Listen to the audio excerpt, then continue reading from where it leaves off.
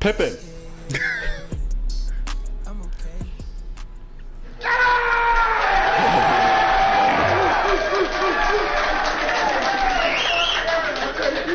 Guys, holy shit. We are a resilient team, gentlemen. We are resilient. We're going to find a way to win. They freaking came out and they fought us, but we fought harder. And we went and got the win. That's outstanding. That's division win number 2. I got one game ball. All right, hey, listen, to make the rally that we did and to come back, man, we needed some stops. We get the stops. Offense, we go down, we strike. We need another stop. We get the stop. Hutch, where you at, brother?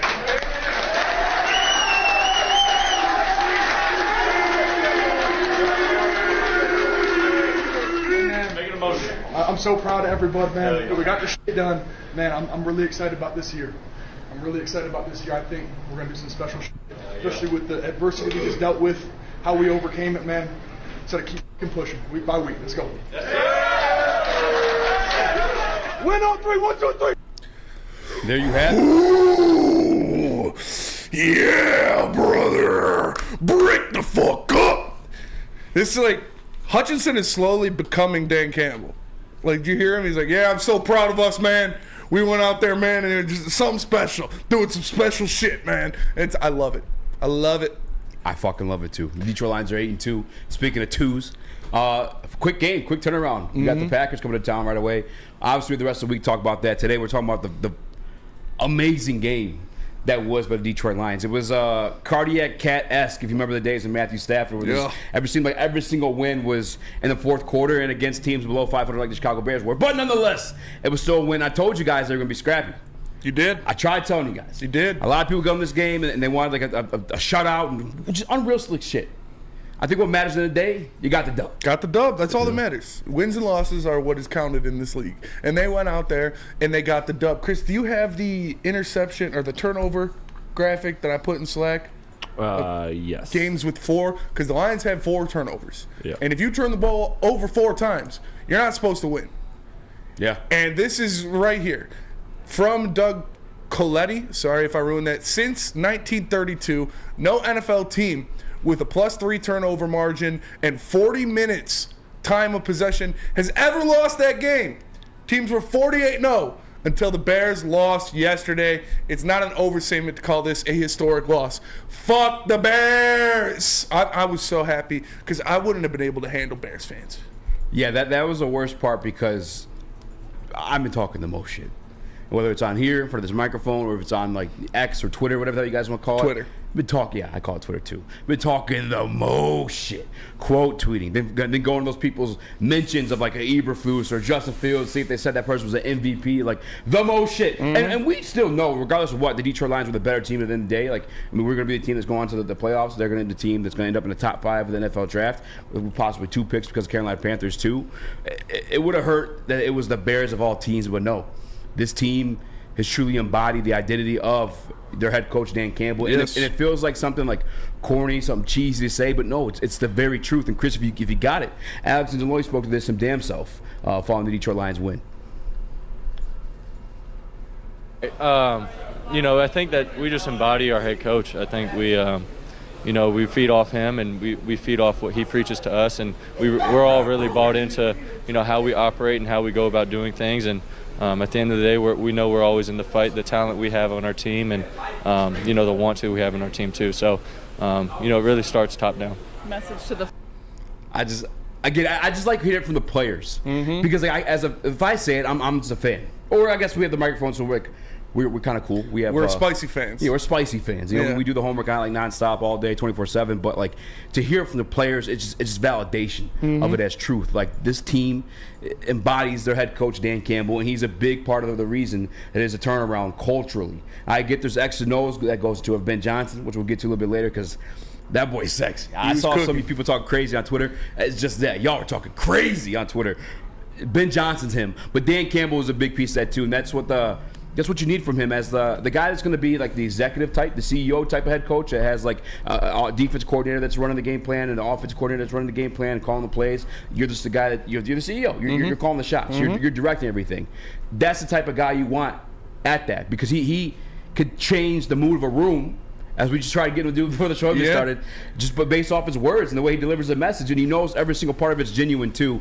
God bless Dan Campbell. And God bless you Detroit Lions fans that were there yesterday too. That place was rocking. That's what I was going to say. It's not just the team that has fully accepted and fully turned into a Dan Campbell team. It's the city. It's the fans. You guys were going crazy. My dad and my brother were there. They said it was the loudest game they've ever been to. That's awesome. It was so hyped to be to hear the experience that they had there. Us in here going crazy. This is Dan Campbell bleeding through all of Detroit Lions fandom, all of Detroit Lions marks. It starts with, like you said, if you're the CEO type coach, if you're not the Kyle Shanahan, you're not the Sean McVay, you're not the Bill Belichick who runs the defense. Obviously Shanahan and McVay run the offense. You're Dan Campbell. You delegate. He is the ultimate leader of men. Yes. That's what he is. He is a leader of men. He gets these guys juiced. He makes sure they're never, same old lies. Oh, we gave up a pick. Oh, head down. Oh, it's over. No, he's in people's faces. He's getting them hyped, getting them ready to go. Goldfish mentality. Go out there, make the next play. And we saw that in full force, a gritty win for the Lions. You'd love to see it. It's like it's storybook-esque, man. This guy comes in here. He's a former Detroit Lion player. Was part of the 0-16 team. Got his autograph on that ball, by the way. Shout out Dan Campbell. Shout out Dan Campbell. He just endeared the city and the attitude of the city. And the reason why I know that the team endears the attitude of the city is like Detroit's got that like fuck you mentality. Yeah. Like the verse everybody that was started here. And when this move, you can put this one up, Chris, was made by Justin Fields, I myself felt it. And knowing the Detroit Lions as a team, as a head coach, and just everyone, they move the same way. I felt like this was the turning point in the game. Yeah. Justin Fields rushes for, I believe it was a bit of a scamper. This might be the 29-yard one. I don't remember which play it was specifically, but it was the one where he got up and he got the dancing like this one in this video, and I just I knew.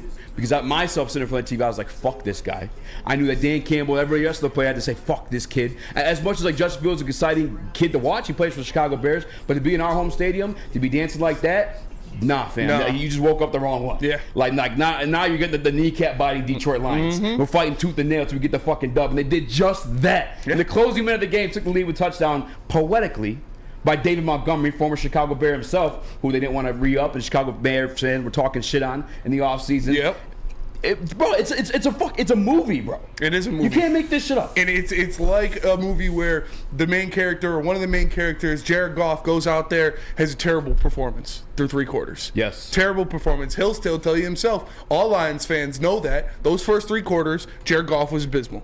Yes. He was making bad reads. Obviously, the last one wasn't really his fault. It was tipped at the line, and that was his 3rd interception. But just a terrible game from him. And then in the 4th quarter, he shook that shit off and completely redeemed himself. Because he went out there 2 drives, back-to-back, had to have it, have to score, have to get in the end zone. He drove the team down the field, made those scores. It was amazing. He shook off a terrible game up to that point and led this team to victory in the 4th quarter. Yeah, and we have that down there as a segment too, Jared Goff / Ben Johnson too, because I want Ben Johnson to get his love as well, because he was a big part of that as well. But Jared Goff, man, I was going to save it for the next segment. Fuck that segment. We'll just talk about it now. Everything you said was what was exemplified yesterday. The 3 picks, fucking horrendous. And to be honest with you guys, as I was watching it with my family, we had a little bit of early Thanksgiving, and then I helped my mom move into a new spot she's going to. I was just stone-faced during the first 2 picks. The second one was horrendous. Yeah. That one was the one where you just completely on him. The first one, you could kind of point to Sam Laporta getting bumped off his route a bit there. Still, I think the time was off and the accuracy a little bit off in that one. He's been making those throws, credit to him. Like, there's been a couple of throws where he's been throwing it right between the 3 guys. And usually it's on around that situation. He's made some nice throws, yeah, and it was nice. That was one where it probably wasn't the best decision, and that's the risk you take when you're feeling yourself, you're getting confident.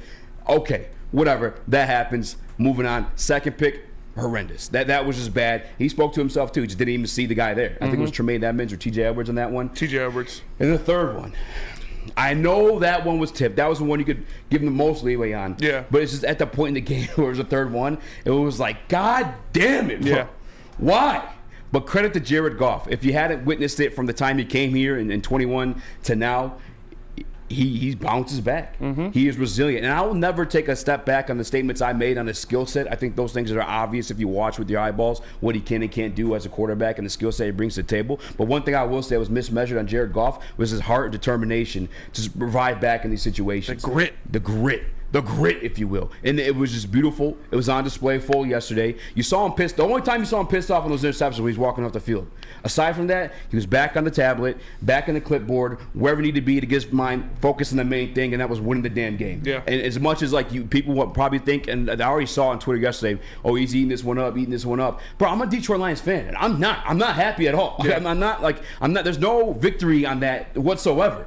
I want this team to win at the end of the day, and rather than sit up here and parade the failures he had, I'm gonna tell you I'm proud of him for stepping up and coming back in that situation. Because like you said, he was pivotal in that 2-minute drill, 4-minute drill, if you will, because he had to get the 2 touchdowns there. And the other thing too, Ben Johnson, so suave, so sexy, so confident, running the goddamn ball. Yeah.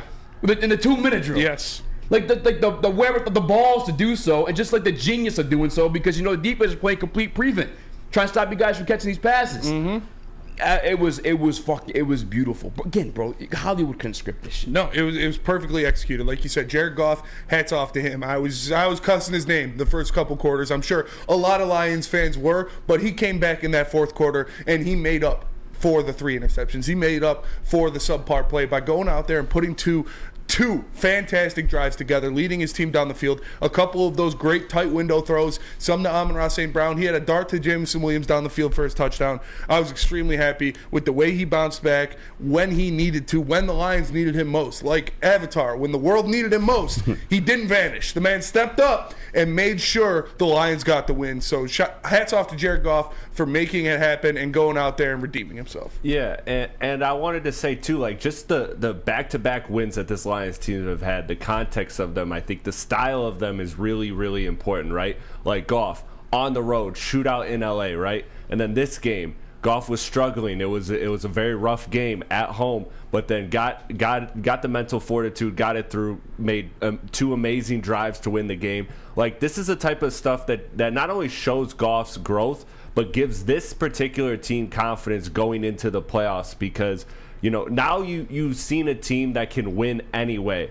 They can beat the team that they're supposed to by a lot of points. They can do that. They can win a shootout on the road. They can do that. They can win at home when things aren't going their way, but they could put together 4 to 8 minutes of great football and just barely scrape out a win.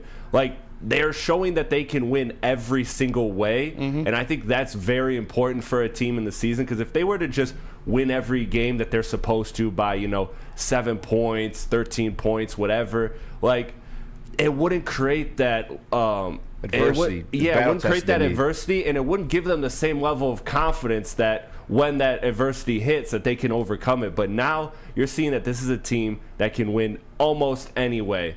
So I think that it's very important too to put in context just how they got these last 2 wins. Yeah. I just got done watching that HBO series on Netflix now. It's called Band of Brothers. And it's fantastic. Fantastic series, by the way. It's about the first paratroopers in World War II. And you go back to like the beginning of the series, though. They had an initial commander of Eazy Company. Yeah. And they all kind of just abandoned him because he's a bad leader. He's a piece of shit leader, and everything at times went bad. Rather than like looking himself in the face and hold himself accountable and like correcting it, then he kind of just dug his heels deep, and like just going at the troop for it. And they went AWOL on him. They did it. They stopped. They literally went to the office and like, look, we're all turning our badges and shit. We're done. And then eventually they get rid of him. Jared Goff, like an example of a leader. Again, the only time you saw him down was after the initial play. After that, he was right back up and in the game because the main thing was the main thing, and that was winning the goddamn game. Yeah. That's one thing I think I've just learned here from Jared Goff, being cast off here in Detroit. He doesn't give a shit what the situation is. He just realized, I just got to focus on the main thing, winning football games. And now that's the guy going into next week. And it's not even next week, this Thursday. 3 games in 11 days for the Detroit Lions, up against it. But now, when he's calling the play in that huddle, he's looking across Amon-Ra St. Brown, Jameson Williams, Penei Sewell. They all got his back because they know he's not shooken from the moment. He's not broken from what just happened previously. He's got his head locked down, and he's ready to go fucking win a war. Yeah, that's for sure. Kudos to Jared Goff for that. You'd love to see it. Honolulu BS says, Spenny, what was Chicago doing scheme-wise to mess us up early? And should we worry moving forward? I'm going to talk about that, especially with the Chicago defense. But first, let me tell you about Big Boy. Wintertime in Detroit is always better with comfort foods from Big Boy. Try the veal parmesan or the new Southern Comfort Chicken Bowl. How about breakfast? The stuffed potato pancakes are back. The classic lumberjack or Santa Fe Garden. Also, the new apple pie hotcakes that are too good to miss. Top it all off with a gingerbread shake for dessert. Stop in your local Big Boy today. Calling all landscapers. This is Darren McCarty. I'm at Outdoor Equipment Co. How would you like a landscape like a legend? How about a bad boy zero turn? And even a chainsaw. And even a chainsaw. And even a weed whipper.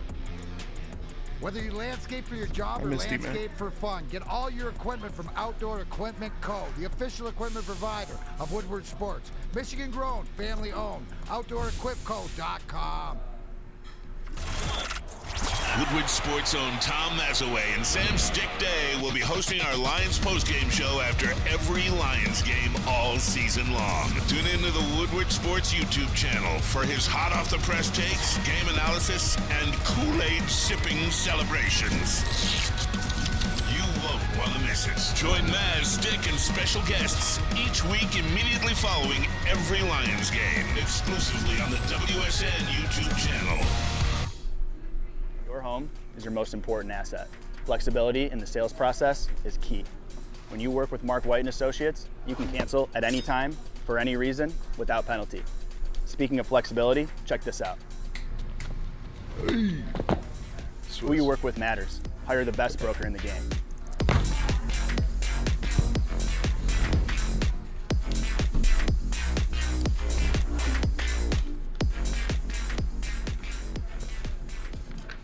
Swiss. Fall's the perfect time to shop your home and auto insurance. Make sure you guys do it the best. That's my guy Mark over at Swiss Insurance. It's Mark at SwissINS.com. Or give him a call at 248-800-4177. What up, though? Welcome back to World Heavyweights Live on a Victory Monday. I'm Eazy. That's Spin More Racks. Young Chris. We got Casper the Friendly Ghost on the ones and twos in the sound booth. Shout out. Shout out. A frequent customer here on Heavyweights. Yes, sir. Frequent. He's a real one. Always holding it down for the boys. There was a question in Wood Sports Chat pertaining to the I think it was the Chicago Bears and how they affected us in defense. Yeah, the Chicago Bears with their scheme and how they slowed us down. I think a lot of it was the linebacker play, obviously. You look at Chicago, they went out there, they spent a lot of money on linebackers, and those are two guys that showed out. Both of them ended up with interceptions in the game. You look at TJ Edwards, you look at Tremaine Edmonds. They were kind of disguising their coverages on where they were going. They were rolling off plays. Jared Goff missed TJ Edwards completely in the second interception. He even admitted to that. And I think that was a big thing because we know the Detroit Lions like to attack the middle of the field. They like to get the ball in the middle of the field with guys like Amon-Ra St. Brown, with Sam Laporta, with Jahmyr Gibbs, and then find a play action deep shot every now and again. But they really want to attack that middle of the field in the intermediate routes. And I think the Chicago Bears did a good job in taking that away for the most part until my motherfucking dog J-Mo took the top off on their ass, and then they couldn't do it anymore. You saw it as soon as that touchdown happened. What happened on the next drive? Middle of the field, middle of the field, middle of the field. They're eating away at that because J-Mo inspires fear in the heart of defenses around the world, from coast to coast, from globe to other globe. It does so much when you have that. When the defense knows, shit, we can't just force everything in the middle of the field, use our athletic, very good playmaking linebackers to do this. We got to worry about this motherfucker beating our safeties deep. And that's what happened. That's what flipped the tides of the game. Obviously, it put them within one score, and then the offense was open because they couldn't just bunch in the middle of the field, and the Lions were able to eat on the intermediate routes like they have been so far throughout the season. Yeah, and I don't even necessarily, obviously you have to take your hat off, and that's what I think we fail to do, or a lot of Detroit Lions fail to do, is give credit to their team when credit is deserved when they play a good game, whether it's a quarterback or there's a defense. It's always mistakes on our end, and people want to blame or fire AG for it. But this is a situation where truly, I think it's more so mistakes on our end. Jared Goff, if you give them the ball enough times when close to their territory, they're going to capitalize. Yes, on it. That's just the reality of the situation. That's why typically, you saw the stat up there before. I don't know if you want to throw it back up there again, Chris, but the tweet 48-0. Yeah. Teams were in those situations where they dominated time of possession and had 3+ turnovers. Yep. They had 3 interceptions plus 3 the turnover fumble margin. Yeah, that was the story of the game. And initially, I think really, I don't know if it's so much a schematic thing, but obviously turnovers are going to fuck you up. And I think they manned up. The Detroit Lions, they play a physical brand of football, and Chicago showed up for it. I mean, the fact that Sam Laporta, the first interception, you want to give Jared Goff a break on, you look at Sam Laporta getting knocked off his route. That's the mentality you got to bring to the Detroit Lions because that's how they're going to play you. Yeah. And obviously you did so. It resulted in an interception for them. I do have a question on this. Is there no flag on that? Was it within the 5 yards? Like, why? I'm not sure. It looked kind of like incidental contact. It's not like he jammed him or slammed him at the line. It looks like their legs kind of just got caught up a little bit and knocked him down. But it was tough because Jared Goff is he's a spot guy. Yeah. He's a spot. That's what he does great is this is where the route is. Based. This is where the ball is going. That's where it's going to be. So he threw it to the spot, and obviously Laporta wasn't in that spot yet, so it got picked off. But they made up for it. They started playing more physical. They started doing the things they need to do, and they went out there and they won the game at the end of it. And shout out to J-Mo. I'm done with it. I'm done with the J-Mo hate. Yeah. I'm done with anybody talking shit about this kid. We talked about it earlier in the week last week. Oh, he looks energized. He looks more confident. Yeah. In his pressers, on the field, in his last game where he had the most snaps, and he's still out there. He made a catch. Yep. He had the touchdown that got called back, but he made a nice catch on a comeback ball. He had the block for David Montgomery. He was doing things, and then in his press conferences, he's talking upright. His posture was better. Yeah. He was more open with the media, and now you see him go out there doing what he does, make plays, make a play down the field, get the touchdown. This is the part of the Lions offense that will make them unstoppable. Is if Jameson Williams is consistently what he was against the Bears, he's never going to be a 12 catches, 150 yards touchdown guy. That's what Amon-Ra St. Brown is. He's the guy that gets all your catches. But if you have Jameson Williams, 3 catches, 75 yards, and a touchdown, that's all he's got to be. He is your shot guy. He is the take the top off the defense guy. And that's what he was against the Bears. So I love seeing it. Hopefully he can keep this energy going, keep that momentum going, and be that against the Packers on Thanksgiving. And I truly believe that he will, too. Like, I know, so I want to speak something on the schematics, too, but to J-Mo real quick. By the way, Hall of Fame, Detroit Lions. I mean, I don't know if he's in the Hall of Fame, but certainly Detroit Lion Hall of Famer for us. Herman Moore will be joining the show at the top of the hour. We'll break down J-Mo much more along with him. But to J-Mo's standpoint, I think he will keep the momentum because I think it was something like just that. I think Ben Johnson told us a couple weeks back, it's just you got to get the scheme in your head. You got to embody it. It's got to be stacking good days on top of good days. I think is the word they actually use. But that's what we're seeing. The snap count keeps going up week to week. This week, I believe, it's like 65%. He's getting more opportunities, and he's capitalizing on these opportunities. And now you're looking at 2 games where you're kind of like limited in scoring situations. This one a little bit more due to turnovers versus like a good defense. But he's been the guy to like break the barrier for us. And I think, again, what Herman spoke last week is maturity in those situations, keeping his head down, being willing to put in the hard work, and not just the hard work, but be just as enthusiastic about it as you were if you were making those catches or making big plays because you knew they were coming. I think that's the part of the Dan Campbell saw that made them want to draft him because we know Dan Campbell, despite the talent, and not just Dan Campbell, Brad Holmes too, they're always going to take the guy that embodies like the way they want to play the game, the passion and determination, and that's what J-Mo has. The perseverance we just gave credit to Jared Goff for, J-Mo has had in his career. Because it hasn't been the prettiest start. But the same thing, Herman Moore and what J-Mo will tell you his damn self. I work hard every week. I think it was Jen Hammond asked him, like, is it going to make you work harder? He's like, I work hard every week. Nothing's changed. It's just more in system with it. And again, to the system, speaking on the Bears, I don't think there was anything successful defensively outside the turnovers because they only forced a punt twice in that situation. Like when the Detroit Lions had to get it and the ball wasn't turned over, Goff was down that motherfucker even before the half. The touchdown, I think that was Amon-Ra St. Brown. Beautiful ball placement, beautiful catch by him. And then again, moving on to the second half with the touchdown by J-Mo, which was sexy. I'm glad that he got 2. Me too. And then obviously Dave Montgomery. Again, so poetic. And I want to give hats off to Jahmyr Gibbs too because I know he only had like 20-something yards or 30-something yards.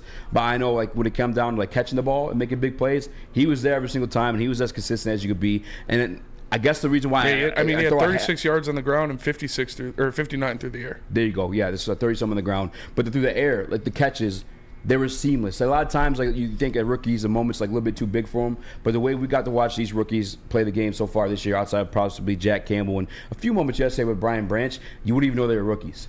Like the way Jahmyr was a part of that 2-minute drill, driving it down the field, he didn't shy away from the moment at all. Same thing with Jameson Williams too. He's not a rookie; he's a second-year guy. But I just love that this offense and this system's been able to be put in that place where like there's complete confidence. Again, to Jared Goff, only time you see him down in those situations when he's coming off the field. Because each time he's going back on the field, he was confident they were going to get something. Yes.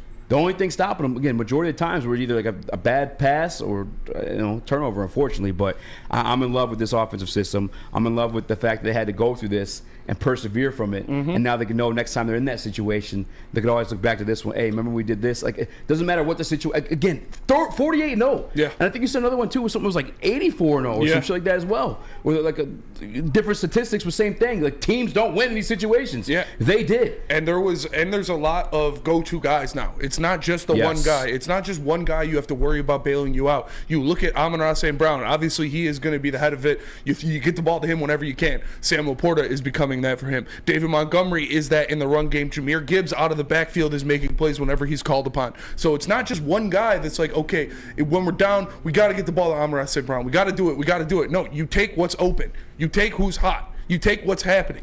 And that's what the Lions have been doing the past couple games. It's been a beautiful thing to watch. Chris?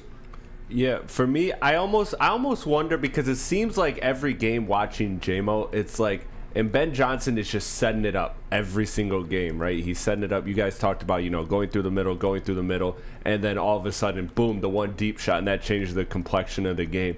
I almost wonder if I feel like should they have gone to that a little bit earlier? Could that have made things easier? Because like Spencer said, he made the great point of those linebackers were playing great. And once they did that one JMO deep shot that ended in a touchdown, like, that just opened up the middle of the field completely for them. So I don't want to criticize Ben Johnson, because he obviously he did a masterful game plan. They're eating every time. The turnovers killed us. I know that, but is there any, like, should they have went to that a little bit earlier in the game plan to try and open that up for the Lions earlier? I'm not worried about that. They got it done. They're taking care of business, and they've stuck to what they do best, and it's normally worked out for them. They had a couple bad interceptions, which you can't factor that into your game plan. It's going to happen. It happened, unfortunately, but they stuck with it. They made things happen. They won the game.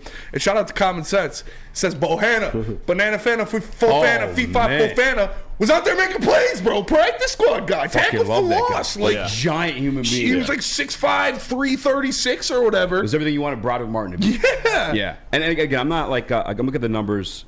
So for the first interception, only 7 plays before the ball was intercepted. The second interception, only 4 plays before the ball was intercepted.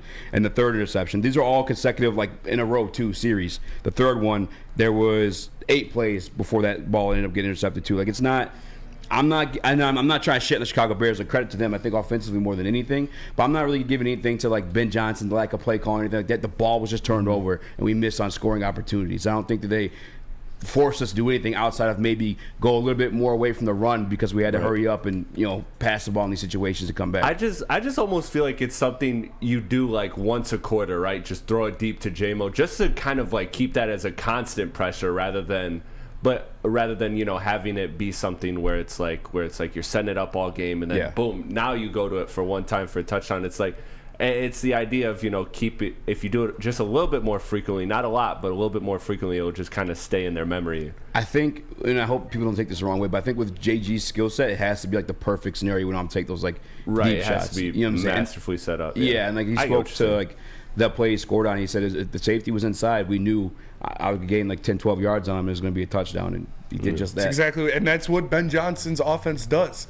It's not, we're going to do this and do this. It's we build everything off of each other. So we run this one play that can give you 4 different looks off of it at the end of the game. Yep. We're throwing this pitch to the left, pitch to the left, pitch to the left, every play all game. And then in the fourth quarter, we fake the pitch to the left and hit somebody across the middle going across the right. Same situation, too. You look on and actually, Chris, we have the video in there if you want to put it up there. There's no sound. Shouldn't be sound in it. But it's I think it's the next gen stats, the way they do it. Yeah. And Amon-Ra was exactly what you were saying. Because Amon-Ra, you too, Chris, you want to look at certain looks and open up a certain thing up.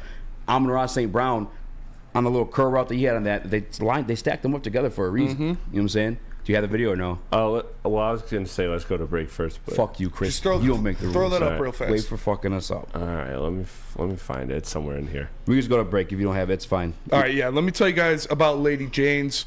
Come to Lady Jane's Haircuts for Men for an award-winning haircut experience and register to win a trip of your dreams and all expenses paid suite for the 2024 NCAA tournament. That's right, no expenses spared for you and 5 of your best buds. Lady Jane's Haircuts for Men, open 7 days a week. Walk in anytime. It's wicked awesome. Black Mark Davis sent Since us the dawn J-Mo of moving McDonald's people, special.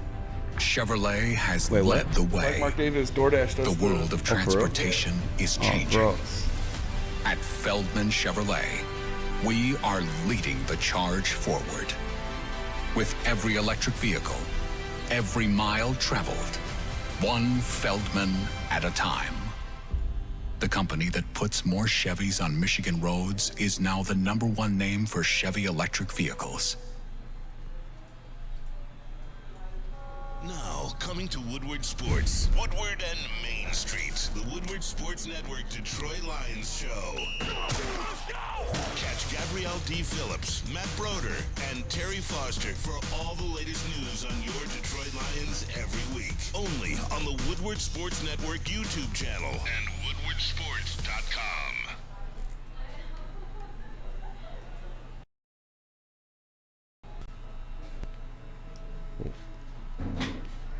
Is this DoorDash guy giving him a hard time right now? Yeah, he's being very serious about it. It's the most convenient place to get that big fitness energy. It's Planet Fitness.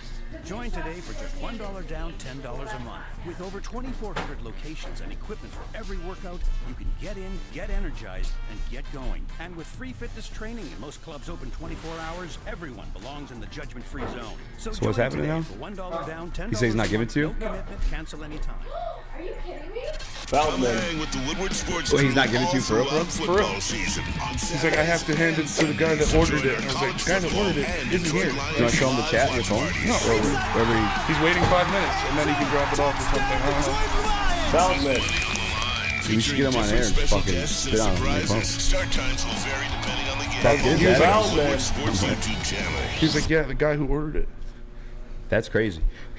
Tell Feldman Automotive, Detroit's #1 Chevy dealer in the state. There's over 18 locations across the great state. Check out Woodward Sports live every other Monday at Feldman and Novi. But make sure you guys visit feldmanauto.com and find the closest location near you and get yourself hooked up with a brand new ride.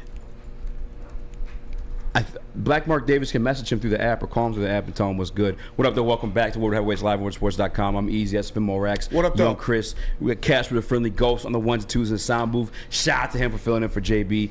Nothing but the best here. We have a DoorDash D-bag because we had the Jameis Williams special sent to us from, what's Black Mark Davis' real name? Is that his name in the chat now, too? I can't remember. That's his name in the chat as well. What a legend for that. But he sent the JMO special, and this guy is he's being a bitch, honestly. He's being... He's doing a good He's job. Doing his job, man. He's doing his job, bro. I can't. Come on. He's taking it too serious. He's doing his job. He's an older foreign guy. Bag. Older foreign guy. He's Oh, if he's foreign, I feel less bad now. He's scared to get kicked He's out like of country Eastern or something. European or something. He's like, I can't give you to you. I have to give to guy on the app. I was like, all right. I was like, I mean, he's not here. Like, he sent him to us. He was like, I know, but then I have to wait 5 minutes. I was like, all right, Yeah, whatever. Well, you want us to cook on Aiden Hutchinson.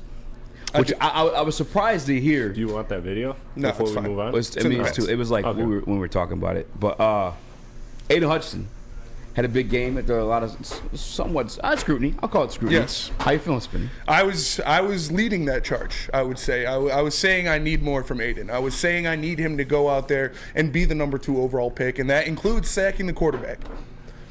He had gone about a month and a half without a sack. And what did he do in this game? Much like Jared Goff, totally redeemed himself. Big-time players make big-time plays in big-time situations. And when the Lions needed him the most, he didn't vanish. He went out there, got a strip sack safety to seal the game. It was amazing. He bull rushed right through the Lions' best, or the Bears' best tackle, the guy who they drafted in the first round, who's supposed to be their cornerstone piece. Aiden Hutchinson took him, pushed him in the lap of Justin Fields, and smacked the ball out of Justin Fields' hands. It was amazing. That's what we needed out of him. That's what we need out of him going forward. If this Lions team wants to be a contender, if this Lions team has Super Bowl aspirations, Aiden Hutchinson needs to be Aiden Hutchinson. And that's what he did. He went out there, was a game breaker, was a playmaker, made the play when it had to be made, and sealed the game for the Lions. I loved it. Big-time players make big-time plays. And as we said it last week, I don't need a defense to be stone cold shutout every single week. You love for that to be the scenario, but that's just not the way this game is played. Especially nowadays, NFL players, defensive NFL players, there's so many rules preventing you from, harming the offense, whether it's the quarterback or bumping guys off the routes because of the amount of fantasy and money that's being made off of bets and everything like that. But you want to be opportunistic. The situations where you're able to capitalize on a bad throw, or a situation where you're able to rush a throw, or anything like that. That's what you want to be more than anything, because that can help you win these games. You go back to the past 7 Super Bowls. 5 of them were the scores of 30s or more. Yeah. So everybody's in the comment section the past couple of weeks will fire AG, like nonsense. You don't pay attention to the game. Much like life, shit happens, especially at the NFL level, especially against elite quarterbacks, which I think you're blessed to say with the Detroit Lions situation. When they go up against like teams where you're pouring points on them, you're at least looking at respectable quarterbacks. Guys that are considered like top 10, top 5, if not. I know for sure those guys are considered top 5. But another thing too, you need a guy like Dan Campbell to motivate those men in those situations. You need the right leader for Eazy Company to head down there on D-Day, take over the fucking beach and everything else. Actually, we have Dan Campbell, what he had to say to Hutch and the rest of the defense before that final drive. Chris, can you play that one? I said, it just doesn't get any better than this. Like, this is the moment this is what you want to be in right now. Game on the line, you got a chance to make the big stop, man, to win this game. And Hutch goes out there and makes the sack fumble of his life for a safety. I mean, that to me those are the moments, man, we're built for. Like, that's how we have to think. And I mean, that was what it felt like when they took the field. This is why you play this game at this level, is for moments just like that. It was awesome. That's exactly what he's exactly Build right. that moment up, man. This is what you dream of as a football player, as a competitor, as a defender. You dream of being the guy in the situation to where, my number is called. I can go out and make sure we win this game. I can go out and make sure the Lions get the victory, and that is exactly what Aiden Hutchinson did. Thank you, Bethany. The DoorDasher did leave this food here. So we got it. Shout out to Black Mark Davis for Jingle Special. I'm going to give him a shout out because it's a nice gesture. This is disgusting. Like, I would look at this thing and I'd be like, okay, maybe it's like worth a try, but would you consider the ketchup? Like ketchup on ice cream, fam? In J-Mo's picture, is there ketchup on the burger still? Oh, yeah. Oh, man. Here we go, baby. No free sponsors, though. Yeah, no free sponsors. These are from no free sponsors. These McDonald's. It's McDonald's. They got the Big Mac. We got the Big Mick. Same thing, All right, you want me to go first? Let's do it at the same time. Let's do a toast. At the same time? All right. All right, Spinny's going to get this thing right. I'm going to continue talking, I guess, about the Detroit Lions defense. I'm excited to talk to her more a little bit about the defense, too. But again, if they are floating around there in the chat. Let me just ask you this, Eazy. How much does this good game from Hutchinson, how much faith does this restore in Hutch for you? Or where does this, because it was a big performance. Nobody's denying it. Dan Campbell gave him the game ball himself. So everybody is saying that he had a good game, but how much of this is restoring faith? Because he's been inconsistent all season. Again, I've never lost faith. Like when Spinny was having those conversations, oh man, he's just finished it. When Spinny was having those conversations, and like the rest of people were kind of like just going at Hutch. Like again, it's like it's a team sport, guys. Get in your seat, and then I'll two-cam it. All right, two-cam it, Chris. Here, no. Get in your seat, and then I'll do this. You want to do the spread cam? Yeah, I'll do the spread. I'll do this shot right here. There you go. All right. Chris told you what to do. J-Mo special. Oh my God, this is double. This is for the kid going out there and making things happen. We did say we do this in the pre-game show. Cheers. Cheers.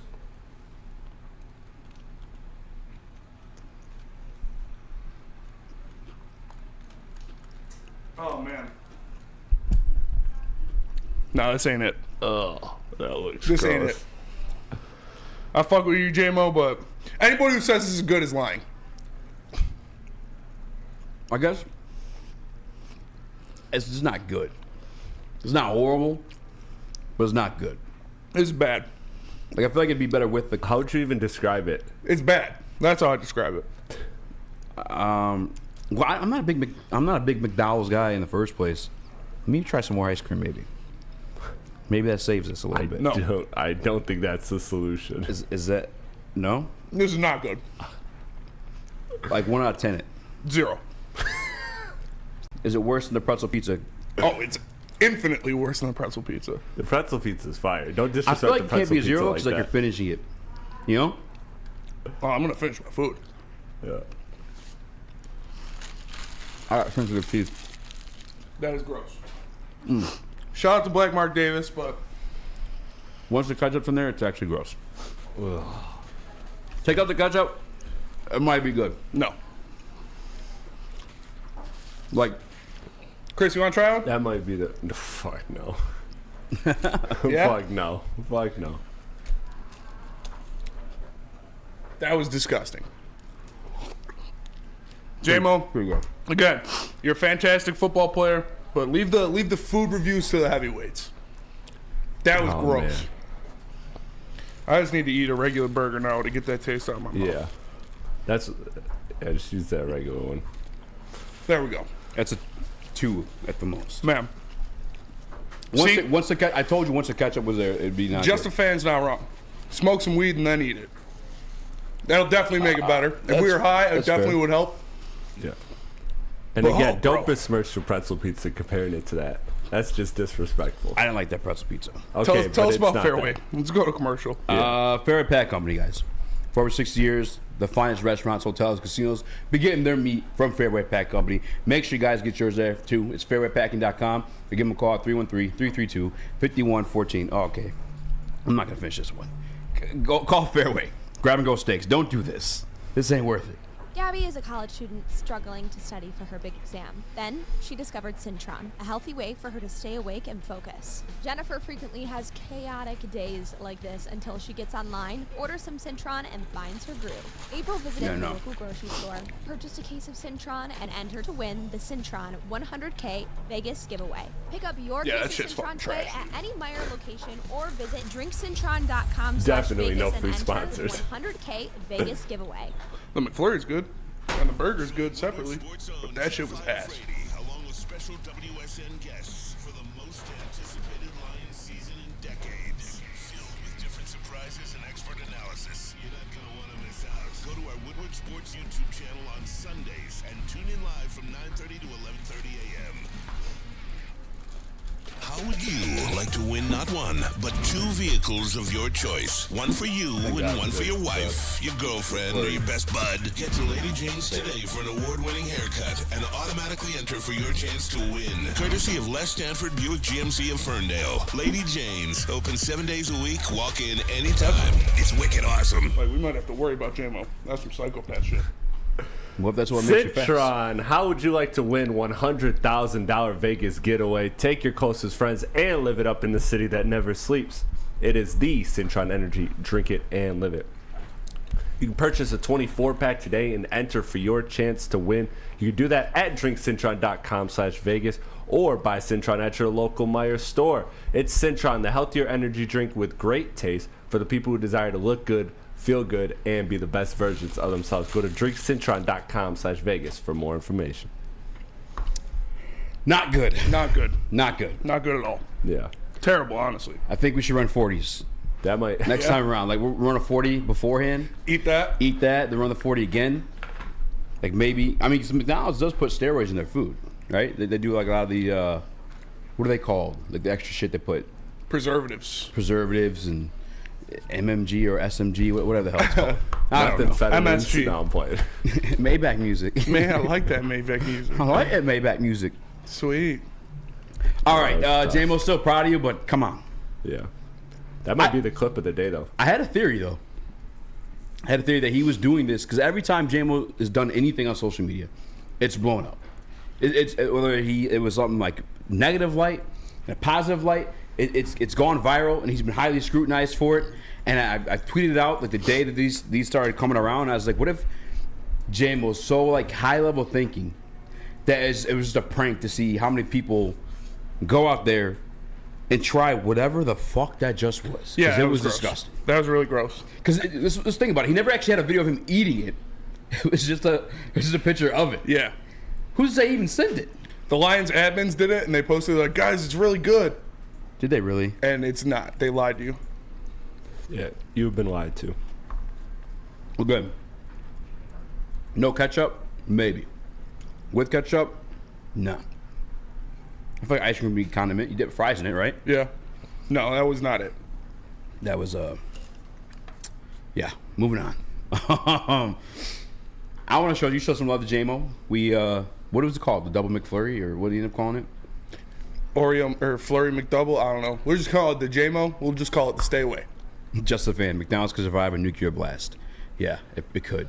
You ever left a McDonald's burger and you're, well, I guess I haven't, but I remember I had it as a little kid, and like the fries and the chicken nuggets, they look the exact same as he left them. Yeah. That's all that natural, or not natural, unnatural, like preserves and shit. Whatever. Moving on. Yeah, that was terrible. Got to get that out of my mind. Shout out to Kiwi Clo. Shout out. The designer of the Dead Weights logo you saw us rocking. Maybe give some of those out here soon too. But he also made a collaboration piece with our guy, David Montgomery. Mm-hmm. How poetic. The same week, they were just here Thursday. I had Bryson that night. We couldn't go out and hang out, and I'm a little bit broke, you know what I'm saying? They were here doing a photo shoot for Dave Montgomery. Coming out this week on the 23rd, Dave Montgomery's dropping his own shirt. How poetic. This guy, perfect week. You're coming out with your merch, and then you win, ultimately, the game-stealing touchdown against your former team. Yep. Shout out to Demo. The game-winning touchdown. He went out there. We all pegged this as the David Montgomery revenge game. You know, I made my boss some nice money. Shout out Jesse. He asked for parlays.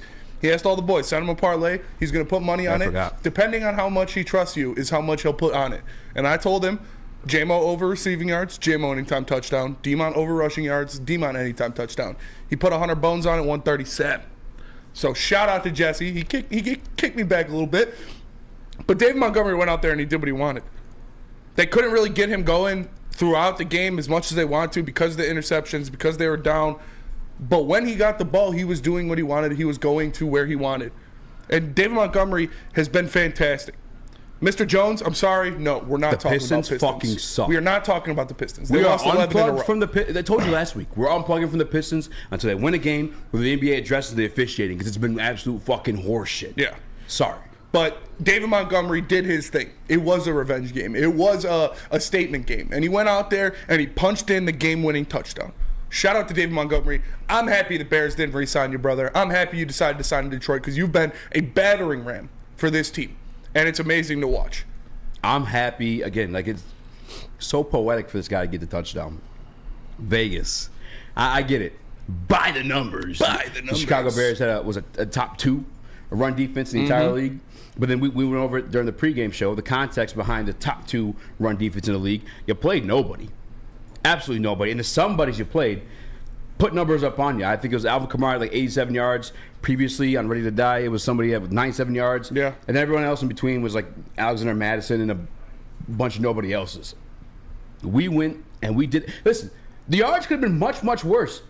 Had the ball not been turned over 3 times and we were kind of forced to pass in those situations. Dave Montgomery, his odds over-under was like 48.5 to begin the week, and then as the week went on, I think so many people were putting money on it that it switched to like 50.5.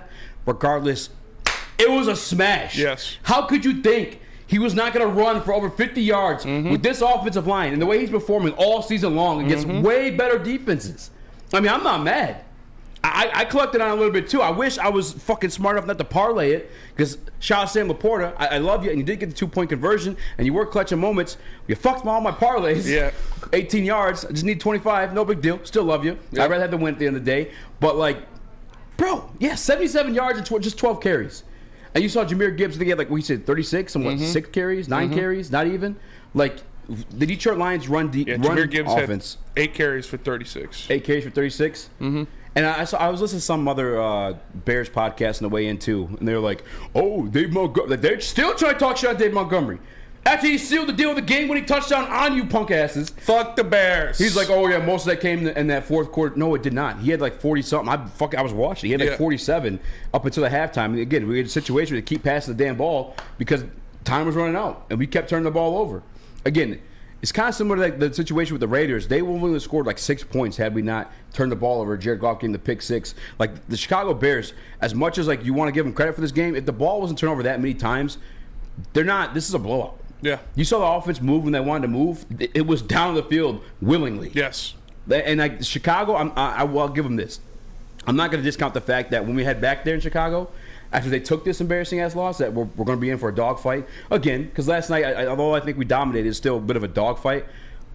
fuck them, dude. I don't even know where I was going with that. I just want to say fuck the Bears. Yeah, no, they went out there. David Montgomery went out there. He took care of business. He did what he had to do, and I cashed in. You know, I won $500 on ESPN bets. I won about $200 on FanDuel, and I got another little something from that kickback from Jesse's bet. But it was David Montgomery. That was the lock.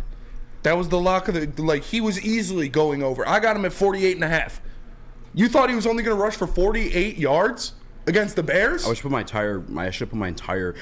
By the way, yeah, our run defense only 30 yards out of both the running backs yesterday. Yep. The person who's doing the rushing for them, you want the in total rushing yards, Chicago Bears, Justin Fields 104. Yeah. The running backs didn't do shit because our run defense is legit, unlike the Chicago Bears. But Kerry, I'm sorry. Yeah, no, it was impressive to see David Montgomery go out there and do their thing because you know this game meant more to him. He was the one. He held the sign when the Lions asked them preseason, you know, what game are you most excited for? He held up the Bears sign. Because he knows this is the team that gave up on him. Yeah. This is the team that drafted him, didn't want him back. We're good with Khalil Herbert. We'll get Dante Foreman. No. You should have kept Monty because he's a dog. Best run game in the entire NFL. We got McFlurry to prove it. Yeah, it's facts. I'm the best offensive line, the best to combine the committee of running backs. Yeah. Hope Craig Reynolds is okay. I know he got hurt in the fumble. I don't know if there's any update on that, but we're going to give it to you consistently. We don't care if you're top 5 like the Chargers. Don't care if you're top 2 like the Bears. You're going to get this work. Half the reason you didn't see as many running yards again that you saw beforehand is, again, with Jared Goff turn over the ball, put in Detroit Lions situation where they pass to get back in the game. But even in the moment where you had to pass, we chose to run the ball opportunistically, smartly by my guy Ben Johnson, because again, you're probably playing a little bit more prevent defense, but also just no respect for the run defense you guys put on paper and say you're second best. We don't care. We don't care. And for the rest of the league, we also do not care. Don't care. Bring it in, and we're gonna knock it down. We don't care what the statistics got to say on you. There might be a few individual players you point to, but that guy could be a problem. But this defense, this offensive line is gonna continue to push the ball, and every running back running behind them is gonna be successful. No Jordan Jackson that game, by the way. Like I said in the pregame show, our good is better than their good. And now that is the Lions versus the rest of the NFL. I don't care what your run defense looks like. I don't care what your defensive line looks like. Our good is better than your good. Our offensive line, our running backs are better than your defense. And they're going to go out there and they're going to jam it down your throat, and there's nothing you're going to be able to do to stop them. So shout out to the Lions. Shout out to that offensive line. Shout out to Corby Sarsdale. Being a rookie, going in there, filling in, big game. He had a couple bad plays, but he got his. The Lions' offensive line, the Lions' running game is the great equalizer because they will be better than the opposition no matter who lines up against them. Again, number 2 overall run defense. Were they supposed to be in town? Did I mix it up with the Denver Nuggets? Were they like the number 2 best rush defense? I didn't see them. I ain't noticed them. I'm just saying. I do have this to say, and I'll continue this conversation as the week goes on because we got Herman Moore coming up here next. But I'm curious how much this game took out of you emotionally to jump right back to it against the division opponent in the Packers that you may be easy to look over because you demolished them too. They got some defensive pieces too. We'll talk about that and more. Let's go to a quick break. So you want to tell us about Hamlin Pub? When we get back, we'll have Herman Moore. Hamlin Pub. Have you ever wanted a bar where you're a regular? We have just the place for you. Head to one of Hamlin Pub's 7 locations and experience where everyone's a regular. They got half-off pizza on Tuesdays. They have food and drink specials for every NFL and Michigan sports game. Hamlin Pub, experience your new favorite pub for all things sports. It's Hamlin Pub where everyone's a regular. Woodward Sports Zone Tom Mazzaway and Sam Stick Day will be hosting our Lions postgame show after every Lions game all season long. Tune into the Woodward Sports YouTube channel for his hot off the press takes, game analysis, and Kool-Aid sipping celebrations. You won't want to miss it. Join Maz, Stick, and special guests each week immediately following every Lions game, exclusively on the WSN YouTube channel. At work and at home, we're there with smarter security solutions. Featuring complete automation with customized alerts and more. For over 90 years, we've been the company that's been counted on to protect what matters most, all with personalized service and care. Right now, for a limited time, receive a free video device plus free installation with a new home system. Guardian Alarm. We protect Michigan.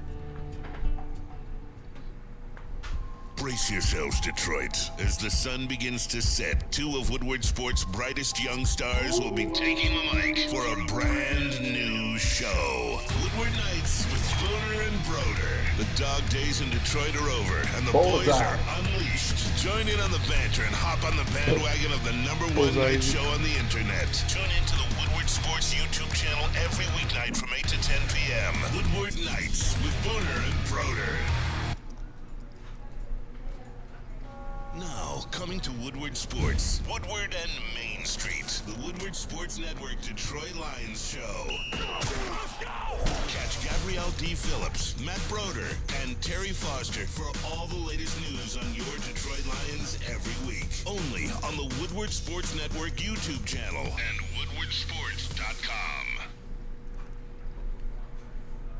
BullseyeEventGroup.com is where you guys need to go to purchase your tickets to come party with the heavies. And the Disco Crew is going to be there this Thursday down at Eastern Market at Shed number 5. There's free food, free drinks, and a shuttle to drive your junk ass to the game. That's BullseyeEventGroup.com and DM Woodward Sports Lions VIP to Woodward Sports IG for tickets for free. What up, though? Welcome back. Oh, wild stat. Down by 10 with less than 5 minutes to go. Teams were 0-84. Make that 184. Hashtag one pride. Shout out the Lions. Crazy stat. That is a crazy stat. You know what's crazy? We'll have Herman Moore join us here shortly. Talk about Jameson Williams. I'm excited to talk about, I guess, just the this team. I feel different. It's crazy because you look at the schedule and you point to teams that were below 500 that we beat and we dominated, and then the teams obviously above 500 that we struggled against. But after a game like that, Spinney, do you feel different? Do you feel a little bit more like a contender after watch them again 1-84? Like they were the one team in that situation. The team of destiny. You know what I'm saying? 84 is a giant sample size. It is a giant sample size, and it definitely inspires more hope. Now they can't play like this against good teams. I'm happy they got it out of their system against the Bears, because if you play like this against a good team, they're not kicking those field goals. They're punching those in for touchdowns. And that just makes it even harder to come back, if you even possibly can come back. So I'm glad they did it against the Bears and not against the Cowboys or in the playoffs or anything like that. Because they went out there, they got it out of their system. Jared Goff got the ugly game out of his system, and now they're going to go out there and hopefully dominate the rest of their matchups. But yeah, it definitely gives you a feeling when you see stats like that. When you see the 0-84s, when you see the this is the first time they've been 8-2 since 1962. It's crazy. It's crazy when you hear stats like that. So maybe this is the team of destiny. Chris? Especially when it's the Lions, right? And especially when they are usually on the other side of these stats. Like, they're the team, they would be the one team that collapsed in this kind of game. Like, it's nice to see that this Lions team is the opposite. And like I was saying earlier, this win, again, the context of it matters, because you just need to prove to not only the fans, forget the fans for a moment, prove to that locker room that no matter what the situation is, you can handle it and you can get through it, and you're not over with until the game is done. And Spencer made the great point too of now next week playing Green Bay. Well, I shouldn't even say next week, in a couple of days playing Green Bay. If they come off to a hot start, none of those guys on offense or defense are going to question Jared Goff, or are going to question or are going to lose any type of confidence, because that was the game. If you were to lose, that was the game to lose. And it was a well-played game by Chicago, but it was perfectly scripted for the Lions to lose. And the fact that they didn't is going to give them ultimate confidence going forward. I don't care that it's the Bears. And you're right, most teams would have put the Lions away. But the fact that you got that win, it means so much to, I think, this locker room. And the Bears are a talented team. All week last week, I kept telling you guys it's going to be a scrappy out. Mm-hmm. What's going to show up for the Bears is going to be that offense. And the defense did too, to be fair. Those interceptions obviously provide the offense opportunities to score. But Justin Fields looked great yesterday. Yeah. And ultimately, they're a talented team. They're a tough team to beat. You just have to rely on their coaching to make a mistake, and which I feel like they ultimately did. Towards the end of the game, they came really predictable, trying to close the thing out. Didn't know what to do with the first nut there. Run. Quite obvious when to run the clock there. And then they took the deep shot, which I will say, I don't remember which wide receiver it was in that situation, but he kind of stopped to kind of track the ball, maybe effed himself a little bit there. But the guys that we told you were going to eat ate, like DJ Moore. We're kind of picking on Booner for like, I don't know what he thought was going to happen, but DJ Moore's a good football player. Yes. As much as I hate the Chicago Bears, Justin Fields, good football player. That guy with the opportunity to clean pocket, he can do damage to you, but they overcame that. And I think they're going to continue that confidence. Again, I just, for some reason, man, I get that the Bears are the Bears. As they told you all week leading up, and as they told you the post game too, like the team's a lot better than people give them credit for. I feel more confident in them going up against contenders as the playoffs come around for situations like that. Yeah. Again, you just trust the man next to you because you've been in war with them. You've been in battle with them. Everybody talking shit about AG and the defense. No, I got nothing on Dave. They spotted the Bears 4 possessions. They turned the ball over 4 times, and that defense held them to 26 points. Like, what more do you want out of them? Like, what do you want? What would you have wanted? They literally spotted them 4 turnovers and held them to 26 points. Like, come on. Stop the hate. Stop it. Yeah, it wasn't the best game plan. It wasn't the best scheme, but they took care of business. The defense played well. And giving up 4 free possessions, a lot of them inside their own territory. Like, Jesus, man. Quick side note on the defense. Brian Branch was spectacular too. Yeah, he was. He was flying around. He was making all the tackles early on when this game was ugly. He was the one bright spot early on. He looked awesome. Yeah. And I think he's a guy that he deserves a little bit nod to because he was everywhere. He had he had 2 pass interferences. One I think was a little bit kind of BS, and then obviously he had the one dropped interception. But I'm not like kudos to you for having a dropped interception like that. Yeah, that means you made a play. You know what I'm saying? He was there in the backfield a couple times too. Like Branch was, bro. I can't wait for this kid to continue to grow. I guess I have another question too, and we'll get to it later in the show because GJ live streamed himself watching the game. I don't know if it was from Instagram. It looked like. Yeah. And he had some interesting things to say too. Do we have that video, Chris, or do we have Herman? I'll grab it right now. But because I'll just get to it, or should I let them play the video and hear it themselves? Because GJ obviously excited Detroit Lions won, but he said he might be back. Yeah. Like. Couple weeks. 2 to 3 weeks. Couple weeks. We might be getting CD Deuce back. I have this question to ask. Like me after a strawberry. CD Deuce. CD Deuce. They've been playing so well outside of Ravens and outside the Chargers. But again, this stuff's going to happen against elite quarterbacks like that. Do you think it might mess up the chemistry? Because you know when we talk about offensive linemen, whenever you don't hear the name, that means you're doing a good job. Sometimes same thing with defensive backs. We talked about earlier this season with Cam Sutton. If you're not saying Cam Sutton's name too often, that means he's doing a good job. Tracy Walker, you haven't heard his name too often. He's been making plays. And when you do hear his name, it's based off a play. Yeah. Him making a big play. Like, I want him back. I just, like, where? I mean, it do you always want to helps. take Tracy off? Tracy's been doing well. Yes. If you have CD Deuce coming back, you put him in the starting lineup. He is a playmaker, and that only helps your defense. You got that, video? Yes, I do. Let's do it. Here we go. Come on. Hit. Set. Hutchinson set. That ball is out. Darnell Wright kicks it in back of the end zone. 2 points for Detroit. Shout out Jeff Ifrady. Why? Because he didn't know. Oh. Get your ass out of here, boy. Bitch ass, boy. All we do is fucking win. You know the Lions won again. Oh, plan. Well, there was more. He said. Yeah. No, you totally missed the 2 to 3 weeks. No, that's fine. No, it's cool, Chris. You messed. Yeah, you're having a Jared Goff people start. People are saying strong, baby. That's all that matters. People are saying Dan Campbell said no way he's back in a few weeks. We'll see. I'm gonna go with CD Deuce on this one. I mean, I'll tell you what. If I'm putting like an expectation on it, if you were to come back early, because what is he telling, like 3 weeks, like 3 games, or like 3 like actual like weeks? You think? 3 actual weeks. This is what I'm gonna do on it, because we all that friend who's like, I'm 5 minutes away. Mm-hmm. In reality, he's like 15 minutes away. Yeah, that's Dom. Yeah, my boy Dom. We've done it to each other at times too. Like, I'm on my way. 30 minutes later, what's up? Hey, I'm outside. I got a bunch of stickers. Yeah. Inside joke.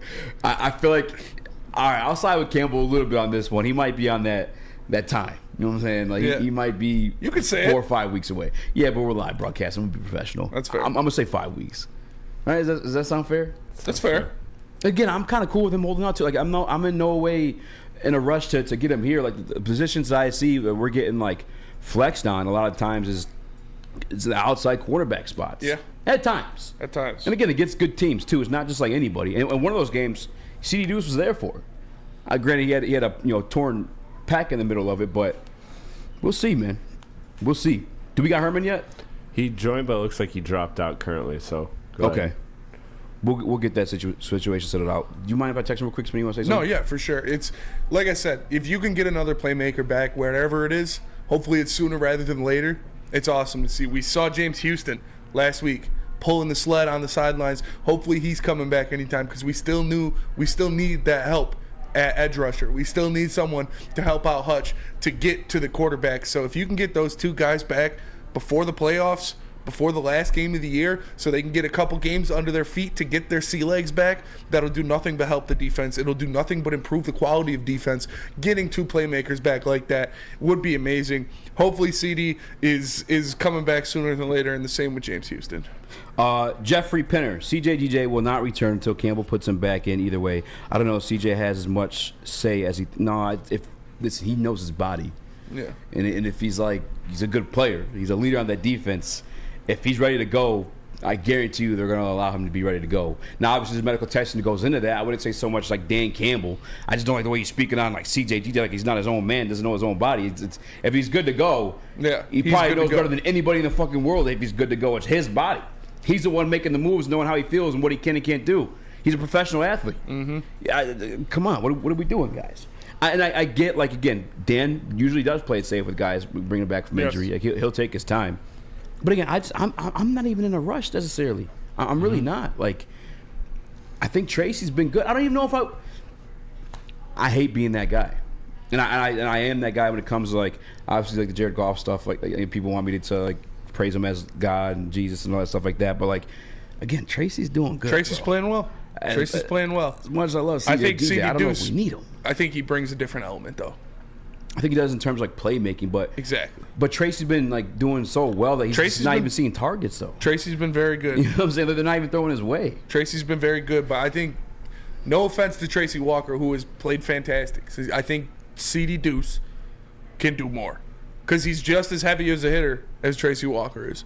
He's going to step up and make those tackles just like Tracy Walker has. Tracy has been fantastic, don't get me wrong, but CD brings another element to that backfield. Mm-hmm. And I think as valuable as consistency is when it comes to like defense, like a guy like Tracy that's always in the right position, making the right tackles, that is valuable. I don't want to demean that, but we've seen this defense and we've seen how inconsistent it can be, and so I'm all for just having as many playmakers as possible, like as much variance. This defense to me is it's a middle of the pack middle of the pack defense, I'd say, in the league. So I'm all for the more playmakers you can put in there, the more upside, because then all of a sudden you're not counting on Kirby or Brian Branch to make a play. Now CD Deuce can make a play. Like you have more room for those turnovers to be created, which can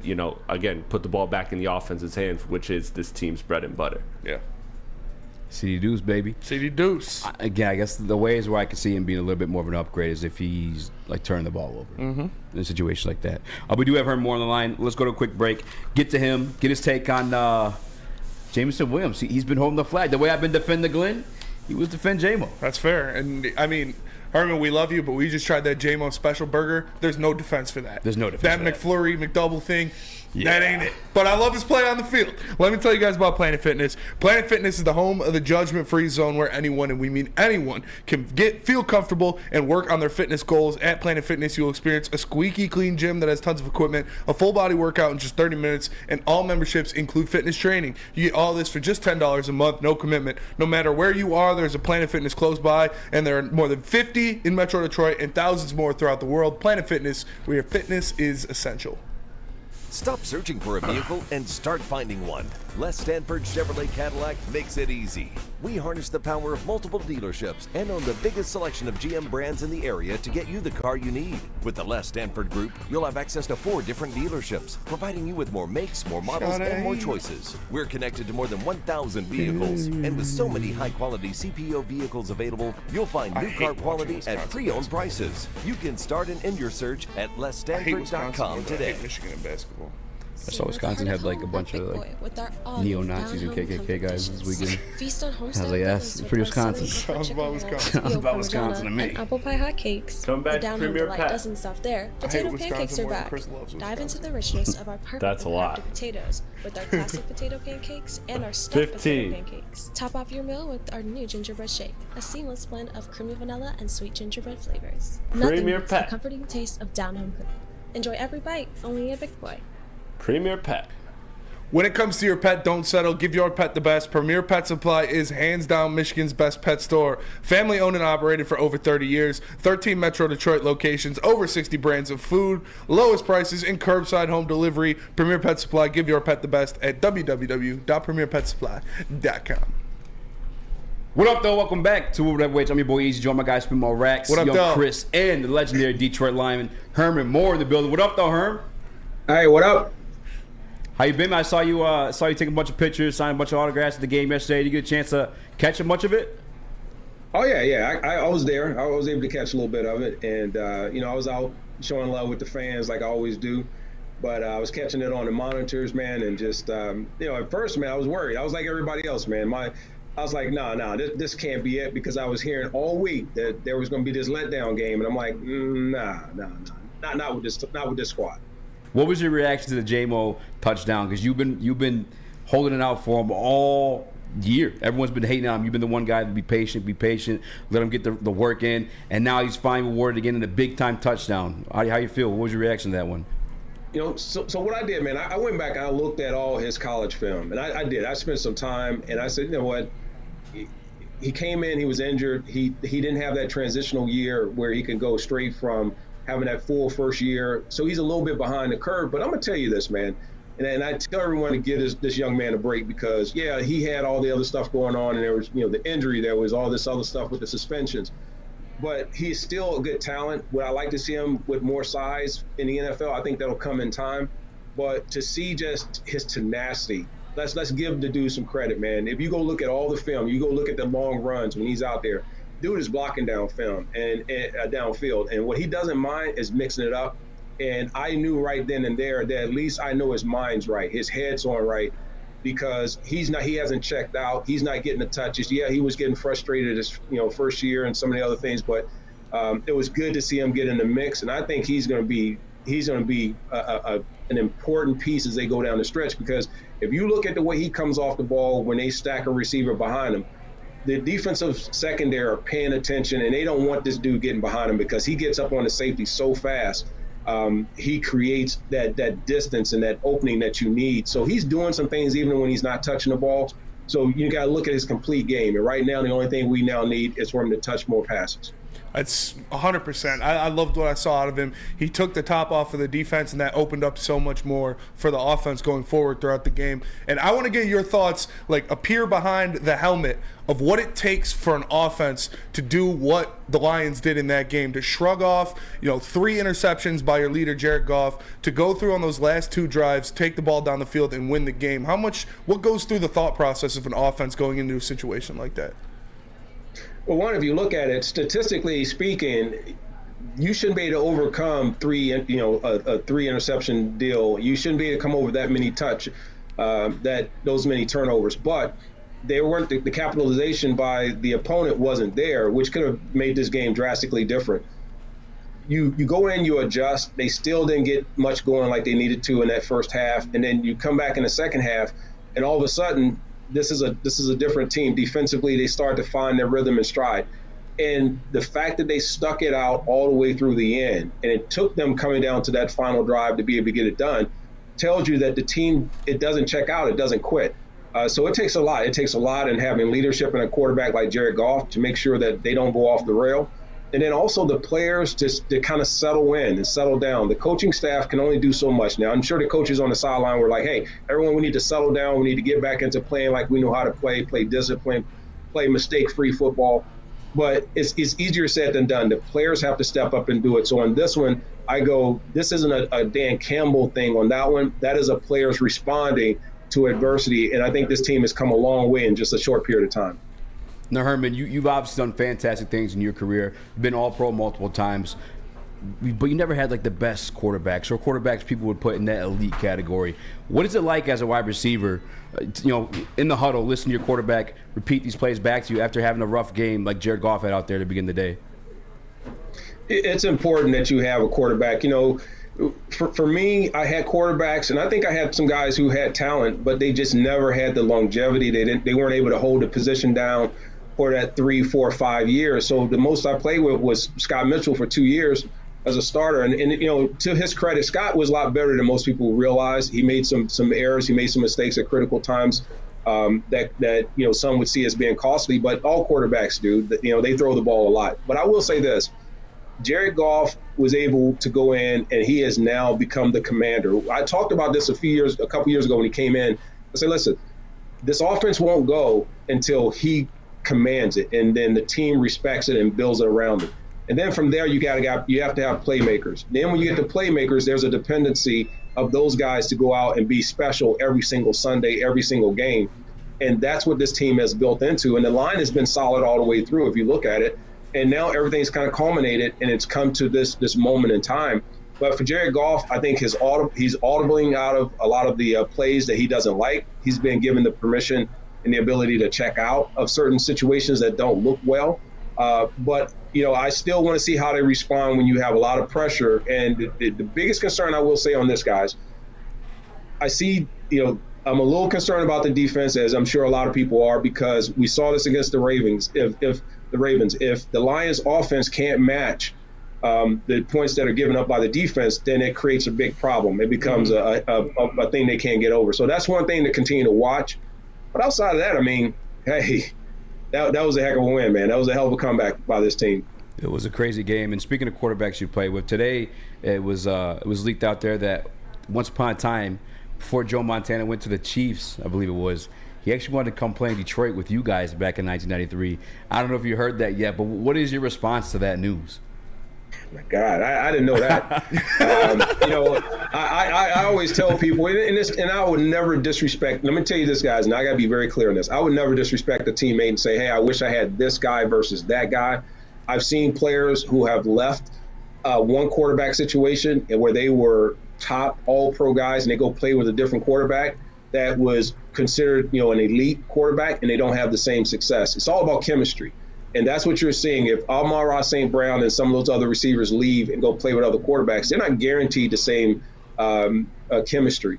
So if Joe Montana would have came over, that would have been nice. But I will tell you this real quick, and this is a nice little trivia. I like to give this out to people. So when I was picked in 1991, here's the order of the teams that I was selected. So if the Lions didn't pick me, first I was on the line with Denver at number 4. People don't realize that. They picked Mike Kroll, the linebacker, with number 4.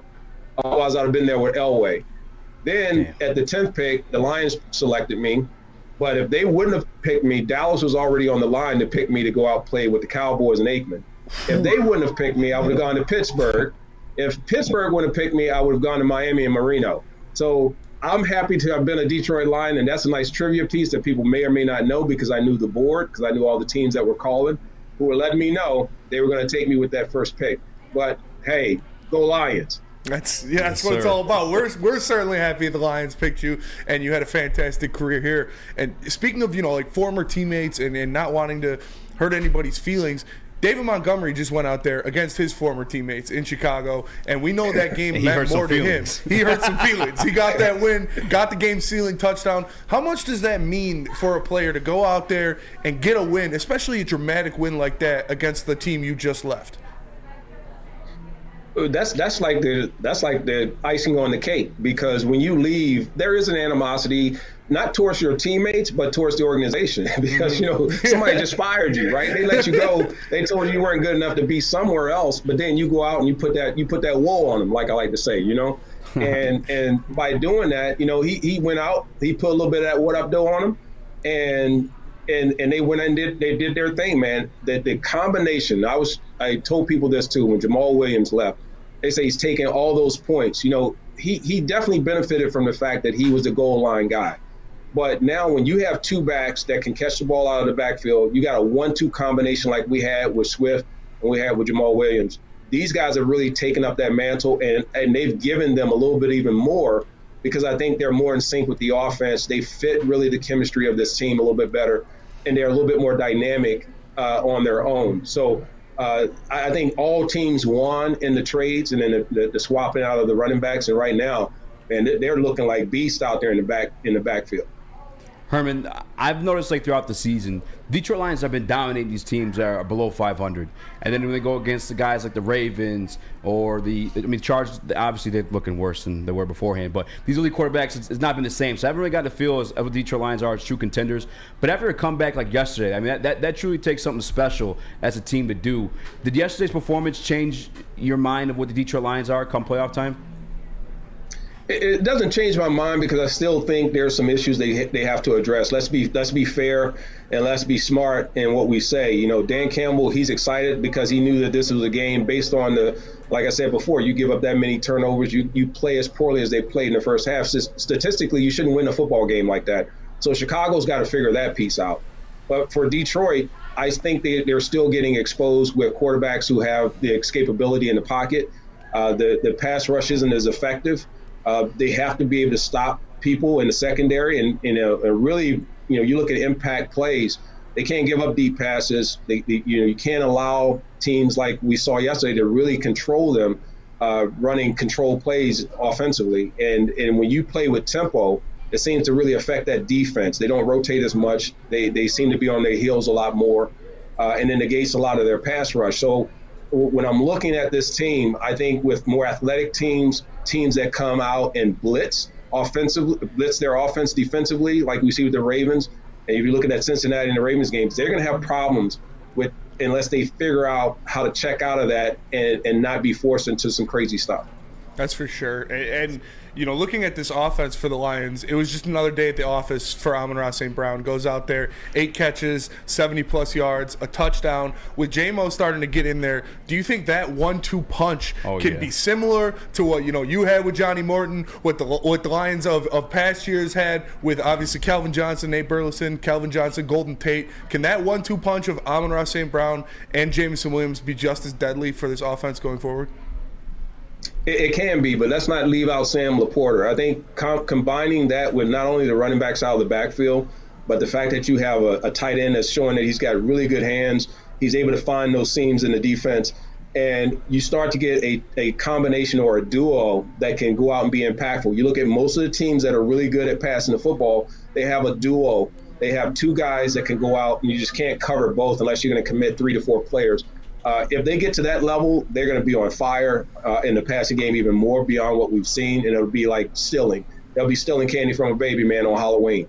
I know that when I look at the secondary that they're going to be facing, we'll start to see a little bit more man coverage. I think they'll start to play a little bit more combination coverages and bait these guys a little bit more into some of those throws after I saw yesterday with Jared Goff. But I really like what's happening with J-Mo. I think he's coming along, and I'm telling you, I asked everyone to just kind of give him a little bit of a pass and the pressure they put on him, and just look at what he's doing when he doesn't have the ball in his hands. Yeah, and the snap count keeps going up each week, too. I think he's just really getting the rhythm of everything. And shout out to our guy, Chris. I haven't taken the nameplate off here because you're wearing some merch today. A shirt I haven't seen before yet. What is that?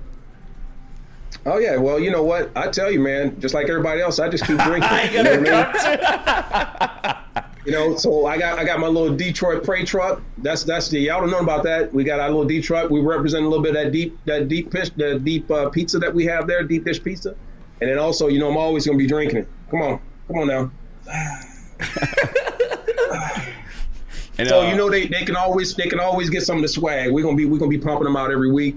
And again, man, it's just to show some love to the fans, show some love to the people, man, that's out here holding it down for this team. And then, like myself as an alum, I have businesses that can create this kind of stuff. So I want to go out there and continue to be doing my part and making sure we continue to be proud and loud. So I appreciate you guys always showing love with me and showing that we can come out here and pump a little bit of this. I got to get some sizes, so I got to make sure y'all get a lot of this gear too. Okay. You got to be fresh out there in the streets. y'all representing the D. Hell yeah, that's Yes, what it's sir. all about. We appreciate you for joining us again. Yeah, man. it's hermanandlow.com, and the promo code Woodward84 I think is 15% off today, right? Yep. Go ahead and get them while they hot. They stay. It's still steaming. If it's cold outside, once you put it on, you still hot and fly because it's still hot off the press. That's Come what on it's now. all about. We need the people rocking them for Thanksgiving, man. We got the Packers coming into town. It's gonna be another big game there in Ford Field. Oh yeah, we got to take care of business. And I always tell people I love Green Bay Packers. I love the Chicago Bears. They gave me more touchdowns than anybody. So there you go. Number love. That's what it's all about. Herman, we appreciate you so much for joining us again. We look forward to speaking with you. And, hopefully the Lions can get this dub on Thanksgiving, have everybody have an even happier dinner. And we, again, we appreciate you for joining us. Yeah, always. Y'all keep doing your thing. Appreciate you, Herm.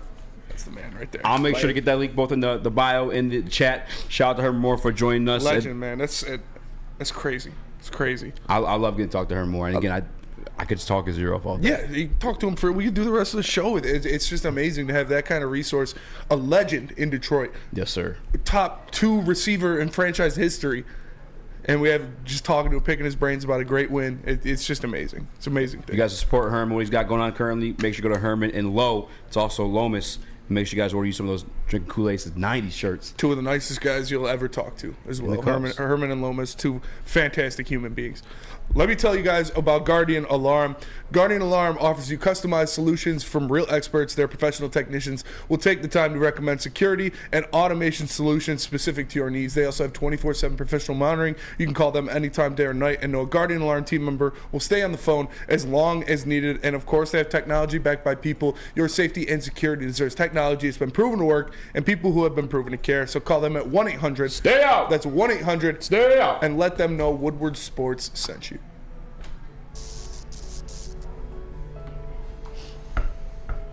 We've just received word. The world's cannabis supply has vanished. The public is outraged and has taken to the streets in response to this tragedy. The individual responsible acted alone, and we can only hope they will make things right soon.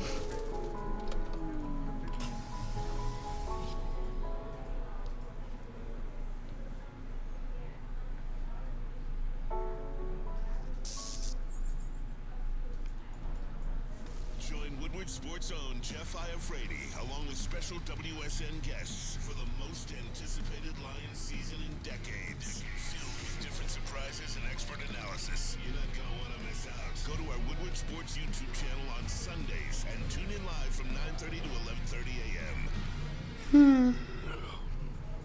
How would you like to win not one, but 2 vehicles of your choice? One for you and one for your wife, your girlfriend, or your best bud. Get to Lady Jane's today for an award-winning haircut and automatically enter for your chance to win. Courtesy of Les Stanford Buick GMC of Ferndale. Lady Jane's, open 7 days a week, walk in anytime. It's wicked awesome. Dispo Dispensary, your local cannabis plug. There's 12 locations across the great state of Michigan. That's why they're your local cannabis plug. If you can't make it there, they can make it to you. They got Dispo Dash and deliver it right to your door. Make sure you guys go and visit Hazel Park. That's my guy, Braylon Edwards, another legendary wide receiver. He'll be there November 21st at Dispo in Hazel Park, handing out free turkeys to the first 100 customers. Dispo Dispensary, back to my your community. local cannabis plug. Handing out turkeys in the hood like Nino Brown. Speaking of handing out turkeys in the hood, Jameson Williams, immediately after that hard-fought game, on a short week, we had to turn around and play another division opponent in 4 days, went and gave out turkeys in the west side of Detroit. Yeah. Jameson Williams, he's the man. You guys gonna talk shit about that? He's the realest. Somebody's buying water? They probably would. They try. My life just flashed before my eyes. Yeah, that was wild. I wasn't gonna address it, but Spinny almost had a slip before we came back from break there. I just almost died. Oh, it cracked my head on something back there. I'm ready to do those punting segments, as Neil would say. I want to give out grades from yesterday's performance for Detroit Lions versus Chicago Bears. But now I want you to start us off with. I'm gonna have you pick where you want to start. All right. I'll start us off with Jared Goff. Okay. Jared Goff. The grade for Jared Goff, Detroit Lions quarterback. I am going to give him a C+. Okay. Actually, a flat C. It's fair. Flat C. It was, it's obviously it started off very bad. But he came back there. He redeemed himself. He went out there, made plays, got the 2 drives at the end of the game that completely bumped him up 2 letter grades. Like each of those drives bumped him up a full letter grade. So I got him at a C right now. It was a gutty performance for him to go out there, shake off those interceptions, and make the plays to win the game. Jared Goff, gotta give him a C. It would have been a D. It's well on his way to an F. It would have been an F. But you gotta grade with the curve because ultimately the class passed and they got the W at the end of the day. And again, I'm appreciative of the fact that he's been able to erase those moments out of his mind and not let him bring him down. Because in 2021, that was not the scenario. We saw, I've said it plenty of times, to show like a broken man. Mm-hmm. And I know, and that's why I asked Herman the question too, like what is that situation like when you're looking across the huddle into your quarterback's eyes after he's thrown 3 interceptions? Like, what is it that you need to keep the game going? And then you don't need to be, you can't have him shooken. Yeah. You can't have him stuttering upon the words or hear a little shakiness in his voice or any timidness or frustration or anything like that, because the main thing is the main thing, and Jared Goff was able to keep that. So I'm gonna give him a C. Yeah. Like I said, he bumped him up to those last 2 drives. Each drive bumped him up a full letter grade. It went from F to D to C to win again. Chris? Yeah, I'm actually gonna go B. I mean, obviously, we all know the stats. We know the interceptions. We know the touchdowns. All of that. I'm just grading it higher, and I'm giving it a B because of just the adversity. Like I'm rewarding how phenomenal that was, and also I do factor in that ultimately a quarterback will get the blame for the interception and the most blame, as they should. We point out to 2 of those 3 interceptions being something that you could kind of not completely pin on Goff. So I love the fact that he handled that adversity and he handled it as well as he did. So I'm actually gonna go a B, but I'm not mad at a C. A C is totally fair as well. B for Goff, you got to give him? Yeah.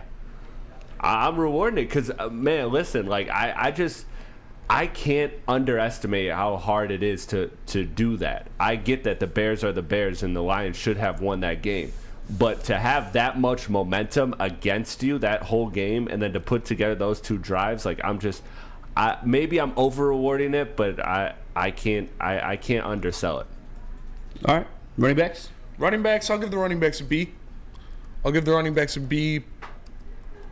Yeah, flat B, because they went out there and in limited touches. Obviously, they had to throw the ball a lot there at the end of the game. They gave up 4 turnovers, so the offense didn't get as much run as they'd like to. But they went out there and they had a good game. Actually, I'm going to do a B+. I'm going to do a B+, because Jahmyr Gibbs did eat in the passing game.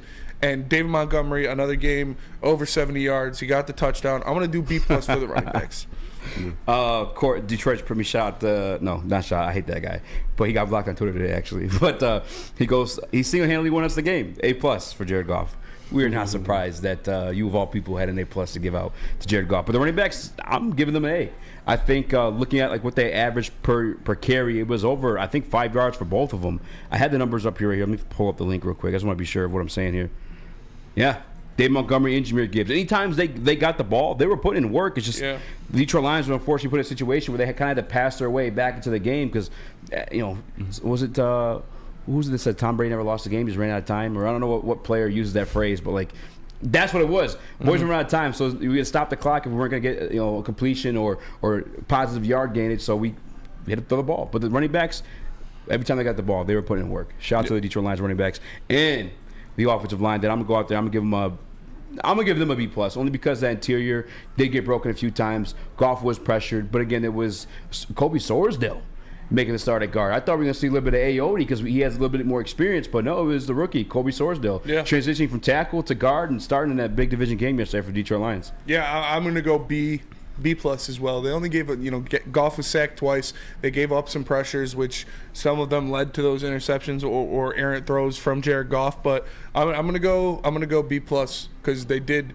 when it was in time, when they had to take care of business, they took care of business. And outside for those 2 tackles, they made sure the Lions went out there and did what they do, which is have the great offensive line, take the Bears' defensive line out of the game.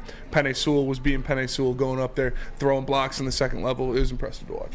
Yeah, I have to go with A for the running backs just because if I'm going B with Goff and his performance, I mean, the running backs didn't have mistakes. They didn't have fumbles. They didn't have, so they were pretty stellar all the way through. While it wasn't probably the best statistical performance you'll ever see out of them, I think they could definitely perform better than they did, and that's just a praise of how good they are. And the offensive line, I agree with the B+ as well because they did allow a little bit more pressures than you would have liked, but overall a very, very clean game. And this game was when things weren't going right, the running game and the offensive line was what kept it together and were the strongest parts of the offense until the final 2 drives for Jared Goff. Receivers, I'm going to go... Let me check the stats real quick. But I can't really pinpoint anybody that really had a bad game in the receiving corps. Yeah. I'm going to go A for the receivers. There weren't any big drops. There weren't any blown anything. Drops. Like they went, Amon-Ra did his thing. Jahmyr Gibbs out of the backfield had 6 catches for 59 yards. Jameson Williams obviously with the touchdown. Sam Laporta late in the game in those crunch time situations. He caught a couple balls on that game-ending drive, and he caught the 2-point conversion. So I'll go A. I'll go A for the receivers. Receivers, I'm going to give him A too, and especially Jameson Williams. I mean, 2 catches and 2 targets that he had, the one for a touchdown. I think him and Amon-Ra St. Brown told him, I guess, before the play too, Jameson Williams talking about it. He told me, like, it's coming. There's a touchdown coming to you. They stacked him.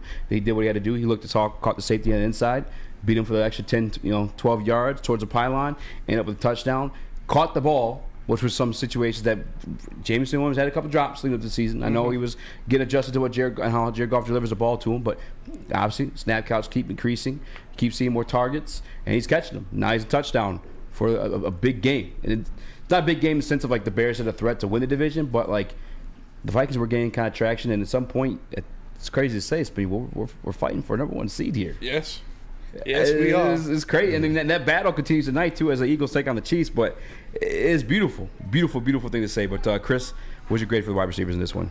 Yeah, I have to go just flat A. I think there's really nothing you can pinpoint. I mean, if you really, really want to get into the minutia of it, the only criticism I can think of off the top is the Sam Laporta play that ended up in the interception being bumped off his route. You can put a little blame on him. But, yeah, no drop balls. I feel like every receiver did their part. And although Sam Laporta didn't get you your parlays easy, I mean, he did pretty much exactly what he needed to. And that just speaks of the ecosystem of Ben Johnson that he's created. So, A for me. Yeah. I don't hate it. I think we'll do defense next. Okay. Do defense next segment? I'll tell you guys about Mark White first. Whether you're buying or selling real estate, Mark White is where you need to go. He's got the listing agreement, minute-to-minute listing agreement. You cancel that listing agreement for any reason for no penalty at all whatsoever. You got to be flexible. You want to be successful, just like the Detroit Lions, running and passing that last drive. We've got 248-290-8242 is the number you want to reach to him, or markwhitesells.com. Check it out.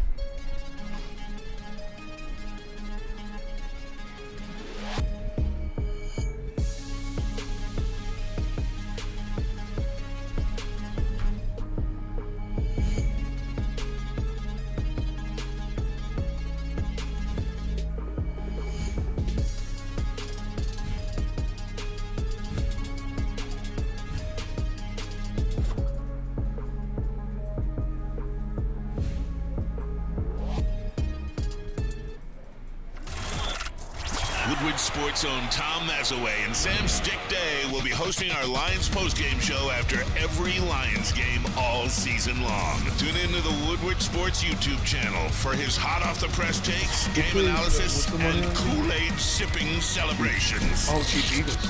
You won't want to miss it. Join Maz, Stick, and special guests each week immediately following every Lions game, exclusively on the WSN YouTube channel. Last Stanford.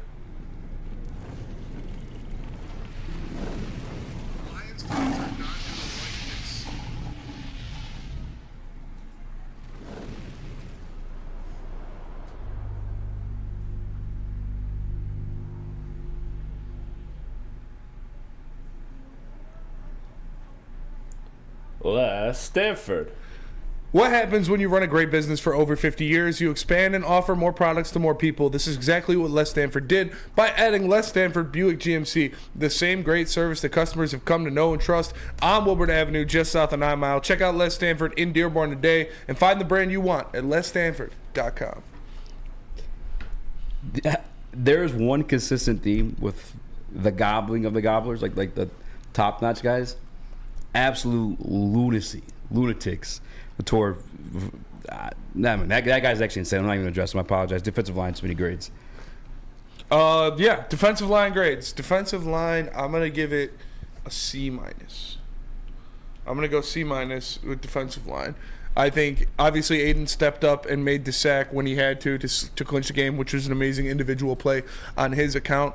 Ali McNeil had a sack in this game as well, or he threw Justin Fields to the ground, but they still, as a team, did not get enough pressure on Justin Fields. They did not get to the quarterback enough to get him off the spot, and they were letting him get free in the rushing lanes. So I'm going to go C-. Chris?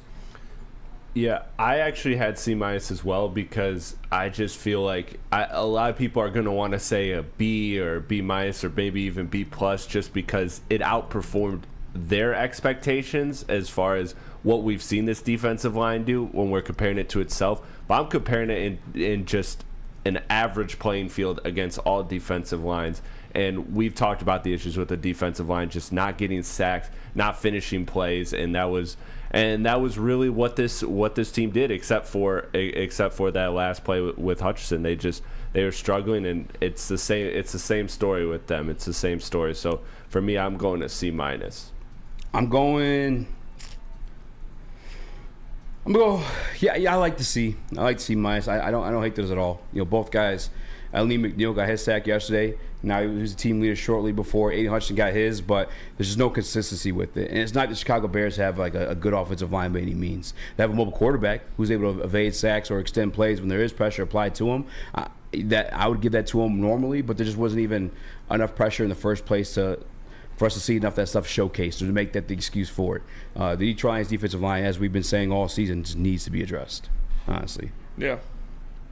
Linebackers, this one's tough. They went out there, and Anzalone played his fucking ass off. The man played one of the best games of the season. He is a top 10 linebacker in the NFL. I don't give a shit what you say, Eazy. Motherfucker's top 10, and he ain't 10. Alex Anzalone was all over the field making plays. Derek Barnes looked good. Jack Campbell on those first 2 drives was abysmal. Jack Campbell looked like dog shit those first couple drives. He was missing tackles. He was blowing coverages. It was bad. He got it together as the game went on. He did start making better tackles, made some solid tackles as the game went on. But the first half, Jack Campbell looked terrible. So I'm going to go B+. Derek Barnes, and if it was Anzalone, Derek Barnes, they'd both be A+. Jack Campbell would be like a C-. So yeah. I'm going to go B+. Linebackers. It really is only Anzalone deserves like a positive grade. So I'm going to go... I'll go B. And I am... The Jack Campbell pick would be the concerning one, but it's kind of like they say, winning cures all. And the Detroit Lions keep winning. We're just keep trying to not really talk about the fact that Jack Campbell was a first-round pick for this team. He took Sam Porter in that situation. And it still got somebody else, you know what I'm saying? But it is what it is. We're winning games. I can't complain. Wasn't linebacker grade for you, Chris? Yeah, I'm actually slightly lower than both of you. I got a B- just because, Alex Anzalone, like you guys said, great. Nothing really to say other than the fact that he was phenomenal. And, it's not like a cornerback. A linebacker's not like a cornerback, right? Like, if you don't hear their name, that's not a good thing. Normally with a cornerback, when you don't hear their name, that's a good thing. With the linebackers, it's just Campbell wasn't making plays. Like, the linebackers outside of Anzalone just weren't making plays for this team. And so as phenomenal as Anzalone was and as crucial as he was, like I said, I'd go B-, maybe even as low as C+, because it really was just Anzalone. Yeah. I can't give out too many good grades on the outside of Anzalone. It was really Anzalone was lights out. Yeah, he was awesome. Guys, Peaceful Tim said it. I can't remember the last time I was mad at Anzalone. He's been great for the past 2 years, and he has. Past 2 seasons, he's been playing lights out football. Yeah. Defensive backs? I remember his first year, I used to dog on him all the time. He led the league in missed tackles. I used to talk shit about him all the time. Past 2 years, he shut me the fuck up because he has been playing amazing football. Defensive backs, I am going to say... I'm going to say B+. B+ defensive backs, because really the only one that... DJ Moore was the only one who cooked out of the receivers. He had almost 100 yards. The rest of the receivers, I think the next one had 25, was the next highest receiver for them. So I'm going to say, what did I say, B+? Yeah. I'm going to say A-. because DJ Moore is going to get his. He burnt him once down the field on a big touchdown where a lot of his yards came from, but he's a fantastic player. It's going to happen. But other than that, the defensive backs played solid. Obviously, Cam Sutton came up big with that strip where he forced the fumble on I can't remember who. It might have been Mooney. I can't remember exactly who he forced the fumble on. Mooney. But he stepped up. He made a great play. And other than DJ Moore getting his, the defensive backs look very, very good. Was that one on Jacobs? The touchdown? I want to say. Yeah, it was on Jerry. He's still playing. I mean, DJ, listen, like that's the thing with like these players, and again, I don't get the people who want to like bitch and cry for like these 0-point games or everything to be perfect, because it's just not the way it is. DJ Moore's going to get his. And that's what happened. And he's a yak guy too. He's going to get yards out of the catch. I'm actually going to give the DBs like a B. I'll give him a B.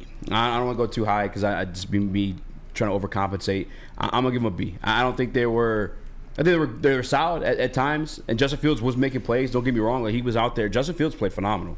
Like, I'm not going to discount that at all when it comes to like judging this defense or the defensive backs. But obviously, the touchdown and few other plays, you wish that they were there to prevent those things from happening. So I'm going to give them a B. Safeties. Oh. Kind of like same scenario, same situation, right? Yeah. I'd say B-, B+. Yeah. Because I do think, I forget who said it in the chat, Peace with Tim, he said that TD Moore was on Kirby more than it was Jerry, because Kirby wasn't back there. I don't know. I'd have to rewatch and see where he was playing to start that possession, but you do need to help deep. Like, that's the one guy on this team that you need to be aware of as the deep threat, as a guy you need to help deep on. Yeah. And that was a big play down the field. I'll say B+, because really that was the one play that kind of stood out where Kirby could have been there. Other than that, it's not like they're getting beat deep left and right down the field or anything. And Brian Branch, well, he's a defensive back. I was going to say, does he count as a safety or defensive back? Yeah. That motherfucker was making plays, bro. He can do it all, man. Yeah. He had 3 tackles for loss, so he was making plays. Dude. Yeah. Yeah, I'm in the same boat. Like, again, the way I judge this defense based on what they're going to work with, and it's not a spoiled vegetable situation as it was years prior by any means, but it's definitely not the best group of talent to work with. And the guys that do have their talent, that are kind of young and making their impression of what they're going to be throughout the league, I feel like they're put. Going at Kirby, not going at Kirby, but they're talking about Kirby on the touchdown there. They're put in these zone scenarios because they don't really have the talent to play these man coverage situations. Like, the best guy you'd ask to play man on this team is Cam Sutton, and then he's not even in the conversation of top 10 guys that are doing that either. So that they're kind of just working what they can. And again, you got a situation where your quarterback's just had a rough game, and he's giving the ball right back to that offense immediately, time and time again, and favorable field position. They're working with what they got. Yeah, I'm gonna give them a B. Chris. Yeah, for the DBs to start, I'll go A- because I think that they were phenomenal. You point out that the only other person with 25 yards, I believe that was Cole Kmet too, which again speaks to kind of the linebackers. The linebackers' performance more so than the secondary. So I'd go an A- because again, if you're not getting pressure, and if you're also not, that middle of the field is pretty open outside of Anzalone due to the linebackers, then really you got to give a lot of credit to the secondary, right? Like, the secondary was the glue that that really held this defense together outside of the few plays that, again, DJ Moore, and a player of his caliber, is going to make. So for me, I'd go A- for that. I'd go A- for them, and then a B for the safeties, because, like you said, you can put most of the responsibility on that deep play for the safeties, but and that's obviously what they're for. So I'd say B, because I think they were overall good, and yeah, wherever Brian Branch counts, I'm also kind of counting him in the secondary. So yeah, that's another reason to give it an A-, because I think he was just, again, he was phenomenal. Outside of Hutch, he was the second best defender last game. Yeah, and Andrew Jones says those penalties were tic-tac. I agree with you, dude. The penalty on Will Harris, that was horseshit. That was terrible. The ball was 10 yards over the dude's head, and he barely had one hand on his back, and they call him for it. And then the penalty on Brian Branch was also complete bullshit. Just, I don't know, man. That was kind of, and it's awesome to see a Lions team overcome the bullshit penalties, overcome the 4 turnovers, still go out there and win. Who's your MVP of the game, Eazy? You had to pick one player. MVP of the game. That is a great question. Thank you. I thought of it all by myself. Genius. First person ever put it out there. Kind of tough to pick just a singular guy, I guess. I have my answer if you need a moment. Go ahead. Give yours. I don't know. I got mine too. I got Monty because I think he was just the most consistent player for this team throughout the whole game. I think he just absolutely dominated, and the only one touchdown, like it felt like he had 3 touchdowns in this game with the amount of plays he was making, and not to mention that last drive was almost all Monty, right? Like it was runs for Monty, but then it was also those slip screens right up the middle once the middle was open because of the JMO touchdown. Like I think as much as you want to give it to the quarterback because the quarterback is the most important player. Goff obviously had the game he did. Monty was incredibly consistent, and I feel like there wasn't a single time he let me down that game. Yeah, my MVP is Alex Anzalone. He was flying around. I think he had 15 tackles, like 11 solo tackles. He had the forced fumble. He had a couple tackles for loss, playing great in coverage, one of the best coverage linebackers in the NFL statistically. And Cole Kmet is no slouch. He is a good tight end. He's not top 5, but he could be top 10. Like he is a very good tight end. And Anzo went out there and made a lot of plays. He was flying around the field. He is my MVP because that fumble was big for the Lions. That forced fumble he had was big for the Lions to kind of swing things, help them get back into the turnover battle. That was sudden with the fumble, then Enzo recovered. Enzo recovered it, yeah. And he made a lot of good plays throughout the game. And like I said, I think he had 11 solo tackles. Give me Enzo as my MVP. Yeah, I gotta. You know what? I'm going with you, Spinny. I'm giving Anzalone as the MVP. For every reason you said. Actually, is there a stat? I think I threw in a graphic in there with the 15 tackles he had. I think it was most of my snaps he played too. But nonetheless, again, there's a guy you're looking at 2 years ago. People are kind of clowning. I kind of always been. I mean, as everybody, I kind of speak honest opinions about him. I think Anzalone at times back in 2021, he was there to make plays. Just wasn't like athletically gifted enough or had enough around him to like be of use or be recognized for anything he was doing. But now you're seeing it come out here, man. Well, yeah, one fumble recovery, 15 tackles. Anzalone was everywhere. Matter of fact, I didn't get to read all of it. Shout out to Poole for sending it. But I guess he was on the flagship station, and he was just chirping, I guess, all day. Like, why you throw it to my guy? He's not open. And just talking like the most shit to Justin Fields in the back half of that game. I gotta check that one out. But yeah, Anzalone probably definitely the MVP for that one. Obviously, Goff took him down the field, and they won. Monty scoring that touchdown. Been beautifully just weaving in and out of the run game and the pass game to get down there in the first place. But consistently throughout the game, Goff obviously wasn't there. So I'm going to go Anzalone. I agree. That's fair. Okay. MVP. MVP. Listen, it's time to tell you about Glorious Cannabis. Just in time for football. Glorious is dropping a new bubble hash ice water infused pre-roll called Honolulu Blue. It smells so good. It's like the whiff of the first playoff win in 31 years. It's a gassy, aggressive strain named in honor of your Detroit football. If you haven't had one of these ice water pre-rolls, you are missing out. They are so smooth. You can find them at Dispo Dispensary and get them 25% off at checkout using the code Woodward. Visit them online at gloriouscanna.com. Glorious. Come hang with the Woodward Sports Crew all throughout football season on Saturdays and Sundays. Join our college football and Detroit Lions live watch parties. Inside the 5, caught, end zone, touchdown, Detroit Lions! Money on the line, featuring different special guests and surprises. Start times will vary depending on the game. Only on our Woodward Sports YouTube channel. Your home is your most important asset. Flexibility in the sales process is key. When you work with Mark White and Associates, you can cancel at any time, for any reason, without penalty. Speaking of flexibility, check this out. I also feel like it's kind of sketchy because who you work with matters. Hire the best broker in the game. Yeah, it's not like real like medicine too. It's like trust me, bro. Yeah. If I twist your back here, you're not going to be paralyzed. Yeah. Like I was talking to this girl who was like going to school for a doctor or whatever, and she's like, the reason why like it's called the practice of medicine because like anything that happens. Yeah. It's like the CJ Stuff. It's like, bro, we can't. Who are we to say like when he comes back or not? It's like they tell you to eat healthy and run every day, but there's people like dropping dead doing so. You know. Lucas. Lucas, yeah. Literally Lucas. Do you know what I'm saying though? Like it's the practice of medicine. Everyone's different. There's no up there with Scott G. Yeah. Join today for just $1 down, $10 a month. 15. With over 2,400 locations and equipment for outdoor. every workout, you can get in, get energized, and get going. My and back. with free fitness training in My most neck and clubs my open back. 24 You need hours, $100,000 everyone belongs or in the 40. judgment-free zone. So Five. join today for $1 down, $10 a month. No commitment, cancel anytime. Your childhood may be over, but Playtime is not. Outdoor Equipment Company is your source for outdoor power equipment, sales, service, and parts, carrying top brands such as Bad Boy, LS Tractor, Steel, and more. Servicing the Great Lakes region with locations in Metro Detroit and Greater Lansing. For more information, visit us at OutdoorEquipCo.com. Outdoor Equipment Company, your power equipment playground. What up, though? Welcome back to Woodwardsports.com. I'm your boy Eazy, joined my guy Spin More Racks. You know, Chris, the TD booth. Hello. JB Smooth's Ghost. JB Smooth's Ghost. On the ones He two. died on us, man.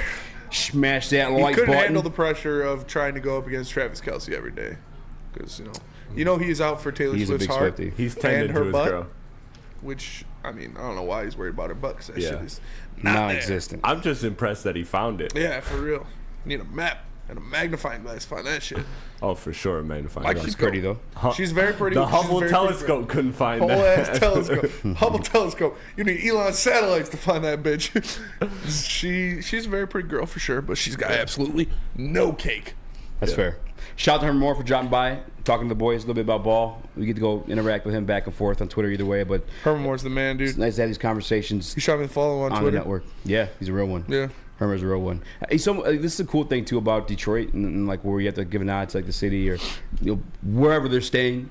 They've made it comfortable enough. You guys as fans and wherever they're staying, taking good enough care of these guys that they're staying here in this cold ass country ass. That's not country ass. Yeah. It's country ass town. Midwest. Tired of this country ass town. But you got That shit's legends so of funny, the dude. game like Barry Sanders, Calvin Johnson, Herman Moore, also Chris stick around Spielman. to stay here in Detroit Yeah. as like their residents. That's amazing, Yeah. bro. And still showing love to like the Ben Wallace lives like around the block. That's crazy. Yeah. Yeah. They don't have to Shout do out. these things. They're millionaires. I would, if I was a millionaire, I'd be living in California. I'll tell you that right now. They can sell their home and go like elsewhere whenever. I fucking love California, dude. Biggins, my body is catching up. I'm not gonna lie. Body is a temple. Every day I wake up, I gotta like crack my heel on the Achilles I tore. Your heel? Like or whatever this is, whatever like snap. You ever like get the snap? You ever had one of those? No.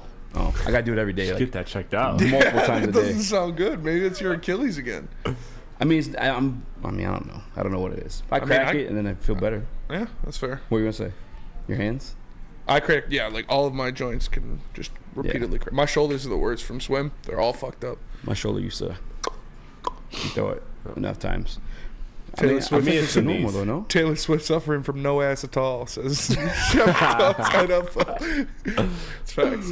Oh man! All right, how are you? So you asked a tough question and said who's like just MVP? Yeah. And I feel like it was like a team win. What if I told you pick an offensive MVP? Who would you have said? I'd probably say Dave Montgomery. Nice. Probably Monty, yeah. And he was taken out of the game again because obviously the pass to catch back catch back up. But I'd probably say Monty. He was the most consistent. Yeah. He delivered the game-winning touchdown. And not even at multiple attempts, either the first one in. You know what I'm saying? Against the number 2 rushing defense in the NFL. Yeah. Was there? Look out. Oh, first attempt, cash it in, Lions win. What's good? Was there any part of you that thought tush push for the win? Yeah. Was there any? Absolutely. Like, I actually thought I was that. like, why are we not doing I that? was kind of mad they were in shotgun, honestly. Yeah. Like I don't like that when you're on the goal line you go shotgun. I don't really like that much. I don't like that either. But Feels like it worked out, so Yeah. Yeah. Yeah, I forgot. Somebody explained to me. I don't know if it was Herman or I think it was GQ, where they said the reason why that you see more of that is like there's no like fumbling of the snap. Yeah. And it's just straight to like the running back. That's fair. Shit like that. And that wildcat they did with Monty and Gibbs. Yeah. They did that a was read awesome. option Man. with both of their running backs. That was fucking dope. That was pretty close. Another thing too, I wanted to make a point of tush push, wildly successful across the entire NFL. Detroit Lions has stopped it multiple times now. Yeah. Against the Chargers, it was like 2 or 3 times in a row. And then yesterday, Justin Fields is the perfect quarterback to do a tush push with. Yeah, he's a big ass fucking running They didn't get quarterback. it. Yeah, 6'4", dude strong as hell. Obviously can run the football. All I know is Bohanna Fana Fofana FIFA Fofana. Man, Love Hey, that. Isaiah Good to Livers have- is back tonight. Huh? Isaiah Livers is back tonight for the Pistons. Don't give a shit about the Pistons. Yeah, That'll do it just for keep us trying to today. sneak that in there. Appreciate you all tapping in to the Woodward Helps. Heavyweights live on Everybody WoodwardSports.com. helps. Like and share the stream. Give us a 5-star review. For Eazy, for Chris, for Casper the Friendly Ghost, for Beth, I am Spencer Exter. We are the Woodward Heavyweights, and we'll catch you guys tomorrow. Peace.